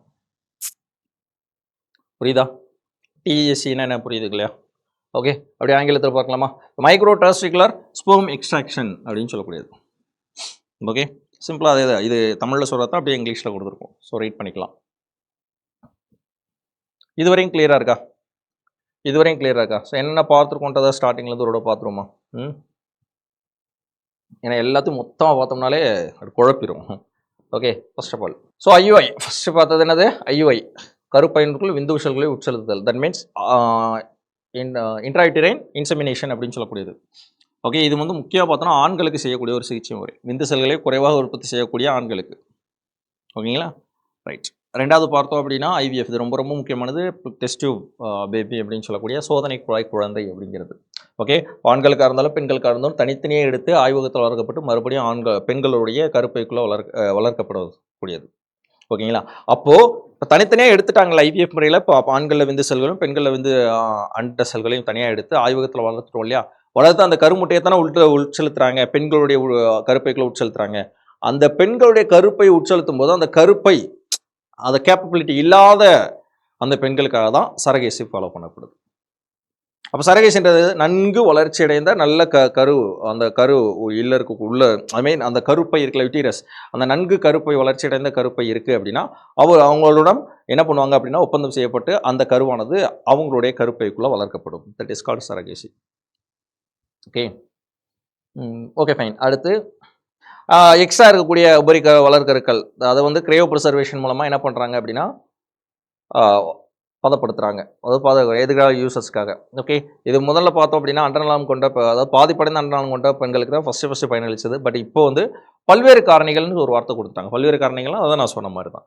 அந்த கருப்பை வந்து வீக்னஸாக இருக்கும், சரிங்களா? ஸோ இந்த மாதிரி பல காரணங்கள் இருக்குது. அந்த காரணங்களுக்காகவும் இது இப்போ பயன்படுது. ஸோ ஒரு முட்டையை கருவுரை செய்ய கிட்டத்தட்ட 10,000 முதல் 1 lakh விந்தணுக்கள் அப்படிங்கிறது தேவைப்படுது. அது ரொம்ப முக்கியமான ஒரு பாயிண்ட். கருமாற்று தொழில்நுட்பம்னா என்ன அப்படிங்கிறது தெரிஞ்சு வச்சுக்கணும். சரியா? அது பார்த்தோம். நெக்ஸ்ட் பார்த்தது கிரையோ ப்ரிசர்வேஷன் என்னன்னு பார்த்தோம். ஜிப்ட் ஜைகோட் இன்ட்ரா ஃபெலோப்பியன் டிரான்ஸ்ஃபர் அப்படின்னா என்ன அப்படிங்கிறத பார்த்தோம். அப்புறம் பார்த்தோம் அப்படின்னா ஐயூடி என்று சொல்லக்கூடிய இன்ட்ரா யூட்டிரைன் டிரான்ஸ்ஃபர் அப்படிங்கிறதும், அப்புறம் வந்து GIFT gamete intra fallopian transfer அப்படிங்கன்னா என்ன அப்படிங்கிறதையும் பார்த்துட்டோம். கடைசி அப்புறம் வந்து சைட்டோபிளாஸ்மிக் ஸ்பெர்ம் இன்ஜெக்ஷன், ஒரே ஒரு ஸ்பெர்ம் செல் எடுத்து சைட்டோபிளாஸ்மிக்குள்ள செலுத்தி கருவுரை செய்வது. கிட்டத்தட்ட 75 to 85% ஆஃப் பாசிபிலிட்டிஸ் இதில் இருக்குது. சரகேசி வாடகை தாய்மை முறை அப்படிங்கிறத பார்த்துட்டோம். அடுத்து மெயில் இன்ஃபர்டிலிட்டி ப்ரிவென்ஷன், சொல்லியா பெண் ஆண்களுடைய முரட்டுத்தன்மையை தடுக்கிறது எப்படி அப்படிங்கிறத பார்த்துட்டோம். அப்புறம் டிஎஸ்இ. ஓகேங்களா? ஸோ அந்த விந்தணுவை அதாவது விந்தணுவை உற்பத்தி செய்யக்கூடிய அந்த செல்களை தனியாக எடுத்து அந்த விந்தணு உற்பத்தி செய்வது. Okay right. இதுவரையும் கிளியராக இருக்கா? இதுவரையும் பார்த்தது புரியுதா? நெக்ஸ்ட் என்ன சொல்கிறாங்க? கருவின் குறைபாடுகளை கர்ப்ப காலத்திலேயே தொடக்கமாக கண்டறிதல். ஓகே, இதுக்கு முன்னாடி பார்த்தோம்ல பிசிஆர் முறை, அந்த முறை தான். Okay, detection of hotel disorders. Hotel disorder during the early pregnancy. தொடக்கத்திலே கண்டறிஞ்சிடும். தொடக்கத்திலே கண்டுபிடிச்சிட்டோம் அப்படின்னா ஈஸி. அதுக்கப்புறம் ஓகேயா? ரைட். ஸோ ஃபர்ஸ்ட் ஒன் பாருங்க, அல்ட்ராசவுண்ட் ஸ்கேனிங். அல்ட்ராசவுண்ட் ஸ்கேனிங் மீயொலி. மீயொலினாலே என்ன அர்த்தம் அப்படின்னா, மீயொலி அப்படிங்கனாலே அபவ் 20,000 ஹெட்ஸ். Above 20,000 hertz. புரியுது இல்லையா? 20,000 ஹெட்ஸுக்கு அதிகமாக இருக்கக்கூடிய ஒலியை தான் நம்ம என்ன சொல்கிறோம்? அல்ட்ராசவுண்ட் மீயொலி அப்படின்னு சொல்கிறோம். ரைட். மீயொலி பயன்பாடு ஒரு ஆபத்து இல்லாத முறை. இம்முறையில் பயன்படுத்தப்படும் கடத்தி வயிற்றுப்பகுதி அல்லது கலவி கால்வாய் பகுதியில் கொடுக்கும் அழுத்தம் மிதமான அசௌகரியத்தை மட்டுமே தருகிறது அப்படின்றாங்க. ஓகேங்களா? லைட்டாக அது அதிர்வு மட்டும் கொடுக்குது. இம்முறையில் கதிர்வீச்சு பயன்படுத்தப்படுவது கிடையாது. ரேடியேஷன், எந்த ஒரு ரேடியேஷன் வெளிப்படுவது கிடையாது. மீயொலி வரைவை பயன்படுத்தி முதல் ஃபஸ்ட்டு 3 month இருக்குல்ல, அந்த 3 மும்மாத கரு வளர்ச்சியின் போதே பிறப்பு தேதி, கருவினுடைய எண்ணிக்கை மற்றும் கர்ப்பகால தொடக்கத்தில் தோன்றும் பிரச்சனைகளை கண்டறிய முடியும். எந்த முறை மூலமாக? இந்த அல்ட்ராசவுண்ட் ஸ்கேனிங் மூலமாக. தெரியும் நினைக்கிற ஓரளவு. ஓகேங்களா? இதெல்லாமே ஏன்னா நடைமுறையில் இருக்கக்கூடிய ஸ்கேனிங் ப்ராசஸ் தான். 3 மாதத்துக்கு ஒரு ஸ்கேன் எடுப்பாங்க. சரியா எனக்கு தெரில. அடுத்து 6 மாதமோ அந்த அந்த அந்தந்த ஒரு பர்ட்டிகுலர் பீரியடில் என்ன பண்ணுவாங்கன்னா ஸ்கேன் எடுக்க போவாங்கல்ல, அந்த ஸ்கேனிங் ப்ராசஸ் தான் இது. ஓகே, 3 மாத ஸ்கேனுன்றது பொதுவாக எல்லாருக்கும் தெரிஞ்ச ஒரு விஷயம் தான். அந்த 3 மாத கருவில் இருக்கும்போதே கண்டிப்பாக நம்மளுக்கு வந்து இந்த டேட்டில் பிறந்துரும்னு சொல்லி வித் டேட்டோட நம்மளுக்கு சொல்லிடுவாங்க. அதுக்கப்புறம் அந்த கருவில் இருக்கக்கூடிய ஏதாவது பிரச்சனை இருந்துச்சு அப்படின்னா அந்த பிரச்சனையை முன்னாடியே சொல்லிடுவாங்க. ஈஸியாக நம்ம என்ன பண்ண முடியும், அதை ரிசால்வ் பண்ண முடியும். அடுத்து அல்ட்ராசவுண்ட் ஸ்கேனிங் அப்படிங்கிறது பார்த்துட்டோம். ரெண்டாவது இதுதாங்க ரொம்ப முக்கியமானது, பனிக்கூட துளைப்பு. ஆல்ரெடி பார்த்து தான் பிசிஆரில் இதான் பண்ணுவாங்க. பனிக்கூட துளைப்புனா அந்த பனிக்கூடம் ஓகே இந்த மாதிரி இருக்குல்ல, கரு இருக்குன்னா இந்த கருவை சுற்றி இருக்கக்கூடிய ஒரு திரவம் பேர் தான் என்னது, இந்த பனிக்கூடம் ஆம்னிசென்டாசிஸ் அப்படின்னு சொல்லுவாங்க. இந்த பாயிண்ட் ஆம்னிசென்ட் அப்படின்னு பேர். ஓகே, இந்த இதுதான் கரு. இந்த கருவில் அதை சுற்றி இருக்கக்கூடிய அந்த ஒரு லிக்விட், தட் மீன்ஸ் தண்ணி மாதிரியே இருக்கக்கூடிய ஒரு திரவம் தான் பனிக்கூடம் திரவம். அந்த திரவத்தை எடுத்து ஆராய்ச்சி பண்ணும் பொழுதே மரபு குறைபாடு ஏதாவது இருக்குது, மரபியல் நோய் ஏதாவது இருக்குது அப்படின்னா அப்பயே கண்டுபிடிச்சி அதை என்ன பண்ண முடியும், க்யூர் பண்ண முடியும். நம்மளை கருவுக்குள்ளே இருக்கும்போதே க்யூர் பண்ண முடியும். Okay right. இம்முறையில் வளர்கருவை சூழ்ந்துள்ள பனிக்கூட திரவ மாதிரியை கொண்டு குரோமோசோமல் பிரச்சனைகள் அப்படின்னா ஜெனடிக் டிசார்டர், வேற ஒன்றும் இல்லை. குரோமோசோம் பிரச்சனை அர்த்தம் குரோமோசோமல் டிசார்டர் என்று அர்த்தம், கண்டறியலாம். இச்செயல்முறை பொதுவாக 15 முதல் 20 வார கரு வளர்ச்சி கொண்ட கருவுற்ற பெண்களை செய்யப்படுது. அப்போ தெரிஞ்சு வச்சுக்கோங்கன்னா பனிக்கூட துளைப்பு என்று சொல்லக்கூடிய ஆம்னிசென்டாசிஸ் அப்படிங்கிறது எத்தனை வாரம் அல்லது எந்த ஸ்டேஜில் பண்ணப்படும் அப்படின்னா 15 முதல் 20 வாரம். சரிங்களா, 20 வாரம் 20 வீக்ஸ், 20 வாரம் இருக்கும்போது அந்த கருவளர்ச்சி கொண்ட பெண்கள் தான் செய்யப்படுது அப்படின்றாங்க. இச்செயல்முறையில் ஒரு மிக மெல்லிய நீண்ட ஊசியை வயிற்றறை வழியாக பனிக்கூட பைக்குள் செலுத்தி சிறிதளவு பனிக்கூட திரவ மாதிரியே எடுக்கப்படுது. அந்த திரவத்தில் வளர்கருவின் உடலிலிருந்து உதிர்ந்த செல்கள் காணப்படுகின்றன. புரியுதுங்களா? ஸோ ஆமியோசென்டாசிஸ் அப்படின்னா என்னென்னு புரியுதுங்களா? இந்த இருக்குல்ல, இதுதான் நம்முடைய கருப்பை. ஓகே, இது வந்து குழந்தை கருப்பை மேலே இருக்கக்கூடிய பாயிண்ட் தான் இந்த யூட்டரஸ் கருப்பை. இந்த சிவப்பு கலரில் பிங்க் கலரில் இருக்குல்ல இந்த பாயிண்ட், இதுதான் கருப்பை. ஓகேங்களா, அதுக்குள்ளே இருக்கக்கூடிய அந்த லிக்விட் பார்ட் இந்த பாருங்க, இந்த லிக்விட் பார்ட் அது குழந்தையை சுற்றி காணப்படும். அந்த லிக்விட் பார்ட்டுக்கு பேர் தான் பனிக்கூட திரவம். ஓகேங்களா, ஸோ பனிக்கூட உடஞ்சிருச்சு குழந்தை பிறக்க போகுது அப்படின்னு சொல்லுவாங்கல்ல, கேள்விப்பட்டிருப்பேன்னு நினைக்கிறேன். Okay right. ஸோ ஆமியோசென்டோசிஸ் அப்படின்னா என்ன அப்படிங்கிறத இப்போ நம்ம பார்த்தோம். இதுவரையும் புரியுது. அப்போ 2 இது பார்த்துருக்கோம். ஒன்று வந்து அல்ட்ராசவுண்ட் ஸ்கேனிங் அப்படிங்கிறத பார்த்துருக்கோம். 2வது பனிக்கூட துளைப்புனா என்ன, ஆமியோசென்டாசிஸ்னா என்ன. 3வது கோரியானிக் வயலஸ் ஸ்வாலிங் அப்படின்னு சொல்லக்கூடிய கோரியன் நுண்ணீட்சி மாதிரி ஆய்வு. ஓகே, நம்ம பிசிஆர்லேயே ஒரு வார்த்தை பார்த்தோம், கோரியா நீட்சிகள் அப்படின்ற ஒரு வார்த்தை பார்த்துருக்கோம். கோரியா நீட்சி அல்லது பனிக்கூட திரவம், இந்த 2 எடுத்து நம்மளால் என்ன பண்ண முடியும், அந்த ஜெனட்டிக் டிசார்டர்ஸை கண்டுபிடிச்சு க்யூர் பண்ண முடியும் கருவில் இருக்கும் போதே அப்படின்றத ஒரு வார்த்தை பார்த்துருக்கோம். அந்த கோரியா நீட்சி மாதிரினா என்னன்றதான் இப்போ பார்க்க போகிறோம். குழந்தை பிறப்பதற்கு முன் தாய் சேய் இணைப்பு திசுவின் சிறு பகுதியை ஆய்வு செய்து குரோமோசோம், அந்த தாய் சேய் இணைப்பு திசுனா தெரியும்னு நினைக்கிறேன், அந்த துப்புள் கொடி, அந்த பாயிண்ட் ஆஃப் வியூ தான். ஓகே, அதுதான் வந்து என்னது அப்படின்னா கோரியா நீட்சி மாதிரி, தட்ஸ் இன் கோரியானிக் வெல்லஸ் சாம்பிளிங் அப்படின்னு சொல்லக்கூடியது, வேற ஒன்றும் இல்லை. அப்போ அதை வச்சு நம்ம என்ன பண்ண முடியும் அப்படின்னா ஏதாவது ஒரு genetic disorder, that means chromosomal disorder இருக்கா அப்படிங்கிறத கண்டுபிடிச்சு நம்மளால் என்ன பண்ண முடியும், குணப்படுத்த முடியும். ஓகே, ஸோ பிசிஆர்லேயே பார்த்தது தான் குரோனிக் வெல்லஸ் சாம்பிளிங் அப்படிங்கிறது. So CVS is a prenatal test that involves the taking a sample of a placental tissue, தாய் சேய் இணைப்பு திசு, that is called placental tissue, to test for chromosomal abnormalities. அடுத்து ஃபோட்டோஸ்கோப். சரிங்களா, ஃபோட்டோஸ்கோப் அப்படின்னா கரு கண்காணிப்பு கருவி அப்படின்னு சொல்லுவாங்க. இது பொதுவாக எல்லாருக்கும் தெரிஞ்ச ஒரு விஷயம்தான். இக்கருவியை கொண்டு வளர்கருவின் இதய துடிப்பு வீதம் மற்றும் கர்ப்பகால இறுதியில் நடைபெறும் செயல்முறை மற்றும் பிரசவ வலி போன்றவற்றை கண்டறிய முடியும். எதன் மூலமாக, இந்த ஃபோட்டோஸ்கோப் மூலமாக. ஓகேங்களா, ஸோ சராசரி இதய துடிப்பு வீதம் நிமிடத்திற்கு 120லிருந்து 160 துடிப்புகள் ஆகும் குழந்தைக்கு. ஓகேங்களா, கருவின் இயல்புக்கு மாறான இதய துடிப்பு வீதம், ஆக்சிஜன் பற்றாக்குறை போன்ற பல பிரச்சனைகளை கருவி என்னாகுது எடுத்து காட்டுகிறது. அப்போ ஃபோட்டோஸ்கோப்னா என்னன்னு தெரிஞ்சுக்கிறோம், கரு கண்காணிப்பு கருவி. ஓகே, அதே மாதிரி டாப்லர் கருவி என்னும் கையடக்க கண்காணிப்பு கருவி வளர்கருவின் இதய துடிப்பு வீதத்தை கண்டறிய பயன்படுகிறது. அது மட்டும் இல்லை, ஃபோட்டோஸ்கோப் மட்டும் இல்லை, ஸோ டாப்லர் கருவி, டாப்லர் இன்ஸ்ட்ருமெண்ட்டும் பயன்படுது. பெரும்பாலும் மகப்பேறின் போது தொடர் மின்னணு கருவி கண்காணிப்பு மூலம் தொடர் மின்னணு கரு கண்காணிப்பு செயல்படுகிறது. ஓகேங்களா, இதுதான் பொதுவாக பயன்படுத்துகிறாங்க, ஃபோட்டோஸ்கோப் தான் அதிகமாக பயன்படுத்துகிறாங்க அப்படின்னு சொல்லி கொடுக்குறாங்க. இவ்வளோதான் விஷயம், சிம்பிள். ஓகே, அப்போ பார்ட் 2ல் அந்த ஃபோட்டோஸ் அதாவது குழந்தை பிறப்பதற்கு முன்பாகவே கருவிலே இருக்கும்பொழுது அந்த டிடெக்ஷன், அதாவது ஒவ்வொரு குரோமோசோம் பிறழ்ச்சியாக இருக்கட்டும், இல்லை நார்மல் ஜெனட்டிக் டிஸார்டர்ஸாக இருக்கட்டும், அதை எப்படி கண்டுபிடிக்கலாம் அப்படிங்கிறத தான் இப்போ பார்த்தது. என்னென்ன பார்த்தோம்? ஸோ கருவின் குறைபாடுகளை கர்ப்பகால தொடக்கத்திலே கண்டறிதல். ஒன் இஸ் மீயொலி ஒளியோட்டம், தட் மீன்ஸ் அல்ட்ராசவுண்ட் ஸ்கேனிங். அந்த 3 மாத ஸ்கேன் எடுக்கும்போதே பிறந்த தேதி, பிறக்க போகிற தேதி, அதனுடைய கருவுடைய எண்ணிக்கை, கர்ப்பகால தொடக்கத்தில் தோன்றும் பல பிரச்சனைகளை எல்லாத்தையுமே கண்டுபிடிச்சிடலாம். ஓகே, அல்ட்ராசவுண்ட் ஸ்கேனிங்ல. ரெண்டாவது பனிக்கூட தொலைப்பு. இது ரொம்ப ஆமியோசென்டசிஸ் அப்படிங்கிறது ரொம்ப ரொம்ப முக்கியமான ஒன்று. இதே மாதிரி தான் அந்த இன்னொன்று என்னது கோரியன் நீட்சி மாதிரி ஆய்வு, தட் மீன்ஸ் குரோனிகோலஸ் சாம்பிளிங், சிவிஎஸ் அப்படி டெஸ்டிங், இதுவுமே அதே தான். ஓகே, எஸ்பெஷலி பார்த்தோன்னா பிளாசென்டல் டிஷ்யூ எடுத்து குரோமோசோம் பிறழ்ச்சி, தட் மீன்ஸ் குரோமோசோமல் டிசார்டரை கண்டுபிடிக்கிறது. அடுத்து கண்கருப்பு ஃபோட்டோஸ்கோபி மாதிரி தான் டாப்லர் இன்ஸ்ட்ருமெண்ட்டும். ரெண்டுமே வந்து ஒரே மாதிரி தான் செயல்படும். ஓகே, ஸோ குழந்தையுடைய அந்த இதய துடிப்பாக இருக்கட்டும், வேறு வந்து பிரசவ வலி, அப்புறம் வந்து பார்த்தோம்னா கர்ப்பகால இறுதியில் இடப்படக்கூடிய பிரச்சனைகள், இது எல்லாத்தையுமே கண்காணிக்கக்கூடிய ஒரு கருவி, கண்டுபிடிக்கக்கூடிய ஒரு கருவி தான் ஃபோட்டோஸ்கோப் அப்படிங்கிறது. ஓகே, புரியுதுங்களா? அப்போது ஐவிஎஃப் என்று சொல்லக்கூடிய இன்விட்ரோ ஃபெர்டிலைசேஷன் கிளியராக இருக்கும். நம்புகிறேன் இன்விட்ரோ ஃபெர்டிலைசேஷன் அது கிளியராக இருக்கும். ஓகே, என்னென்ன ப்ராசஸ் ஐவிஎஃப்னு மட்டும் இல்லை, அட்வான்ஸ்டு ரீப்ரொடக்டிவ் டெக்னிக்ஸ் எல்லாத்தையும் பார்த்துட்டோம். அப் டு சரகேசி வரையுமே ஃபுல்லாகவே நம்ம பார்த்துட்டோம். அதே மாதிரி ஆண்களில் ஏற்படக்கூடிய மல்ட்டுத்தன்மை தடுப்பையும் டிஇஎஸ்இனா என்ன அப்படிங்கிறதையும் தெளிவாக பார்த்தாச்சு. ஓகே, எகைன் ஒரு தடவை பாருங்கள், ஃபுல்லாக ஒரு தடவை பார்த்தாலே கண்டிப்பாக புரியும். ரொம்ப ஈஸியானது தான், ரொம்ப காம்ப்ளிகேட்டட்லாம் கிடையாது. ஓகே, இந்த டாப்பிக்கை பொறுத்தளவு அட்வான்ஸ் ரீப்ரொடக்டிவ் டெக்னிக்ஸ் எல்லாமே ரொம்ப ஈஸி. பட் இதுக்கு முன்னாடி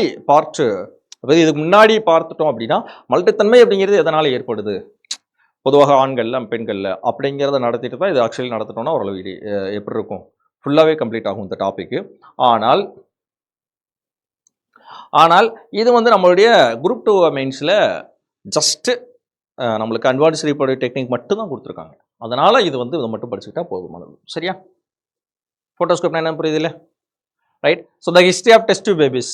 okay, the history of test tube babies are revolution reproduction. Okay, 1970s முதல் test tube Louise Brown, the birth of Louise Brown, the first test tube baby. சரியா? இது ரொம்ப ரொம்ப முக்கியமான ஒரு பாயிண்ட். அடுத்து பார்த்தோம் அப்படின்னா advance in technology. Since Louise Brown birth IVF technique have continuously evolved, becoming the more effective or accessible அப்படின்னு சொல்கிறாங்க. எக்ஸ்பேண்ட் த ஃபேமிலி ஆப்ஷன்ஸும் அப்படிங்கிறதையும் தெரிஞ்சுக்கிறோம். ஸோ அப்படியே தமிழ்லையும் படிச்சுக்கலாம், ஒன்றும் இல்லை. ஸோ ஐவிஎஃப் மற்றும் தொடர்புடைய தொழில்நுட்பங்கள் கருவுறாமையிலும் போராடும் மில்லியன் கணக்கான தம்பதிகளுக்கு நம்பிக்கையுடன் வழங்கியுள்ளன. Okay, at the same time அந்த குடும்ப சாத்திகளை விரிவுபடுத்தக்கூடிய சாத்தியத்தையும் இது ஏற்படுத்தும். ஏன்னா ஐவிஎஃப் அப்படிங்கிறது ரொம்ப ரொம்ப முக்கியமான ஒரு டெக்னிக். ஓகே, அட்வான்ஸ்டு டெக்னிக் தான். ஓகே, ரைட்டு, அந்த பாயிண்ட் ரொம்ப முக்கியங்க. லூயிஸ் பிரவுன் 1978 அப்படிங்கிறது. So emerging trends reproductive medicine shaping the future and family அப்படின்னு சொல்லக்கூடியது. ஸோ இதெல்லாம் வந்து குரூப் 2 மெயின்ஸ்காரங்களுக்கு எக்ஸ்ட்ரா தெரியக்கூடிய ஒரு பாயிண்ட் பார்த்தோம். ஸோ ஜெனட்டிக் ஸ்க்ரீனிங்காக இருக்கட்டும், ஆர்டிஃபிஷியல் கேமிட்ஸாக இருக்கட்டும், பர்சனலைஸ்டு மெடிசனாக இருக்கட்டும், ஓகே, எக்ஸ்ட்ரா தெரியக்கூடிய ஒரு கன்க்ளூஷன் பாயிண்ட்ஸ் தான் அது. நம்ம ஆல்ரெடி ஒவ்வொரு டாப்பிக்லையுமே சொல்லக்கூடிய ஒரு பாயிண்ட் தான் இது. சரியா? ஸோ இவ்வளோ தான் இந்த டாப்பிக்கை பொறுத்தளவு. ஸோ இது எங்கே இருக்குது அப்படின்னு பார்த்தோன்னா, ஸோ 12th ஜுவாலஜி புக்கில், 12th ஜுவாலஜி புக்லேயே இருக்குது. இனப்பெருக்க நலன் அப்படின்னு சொல்லியிருக்கும். ஓகே, ரீப்ரொடக்டிவ் ஹைஜீன் அப்படின்னு சொல்லக்கூடிய ஒரு டாபிக், 3rd டாபிக் நினைக்கிறேன், அதுலேயே இருக்குது. ஓகே, ஸோ அவ்வளோதான் அட்வான்ஸ் ரீப்ரொடக்டிவ் டெக்னிக்ஸ். இந்த வீடியோவோட இன்னைக்கு இருக்கிற வீடியோ இவ்வளோதான். ஓகே, ஸோ ஆல்ரெடி படித்தது பூராமே தெளிவாக பார்த்துங்க. ஃபர்ஸ்ட் ஆஃப் ஆல் இந்த வீடியோ தெளிவாக பார்த்துங்க. அட்வான்ஸ் ரீப்ரொடக்டிவ் டெக்னிக்ஸ் என்னென்ன டெக்னிக்ஸ் எல்லாத்தையுமே நம்ம பார்த்துட்டோம். ஓகே, நாளைக்கு பார்த்தோம் அப்படின்னா வேக்சின், அந்த டாபிக்ஸ் பார்த்துட்டோம். அதுக்கடுத்து contribution of scientist from Tamil Nadu பார்த்தோன்னா நம்மளுடைய டாபிக்ஸ் ஓவர். ஓகே, மறுபடியும் அடுத்த வீடியோவில் சந்திக்கலாம். Anyway, see you next class. Thank you. Keep watching, keep preparing. And then, bye-bye.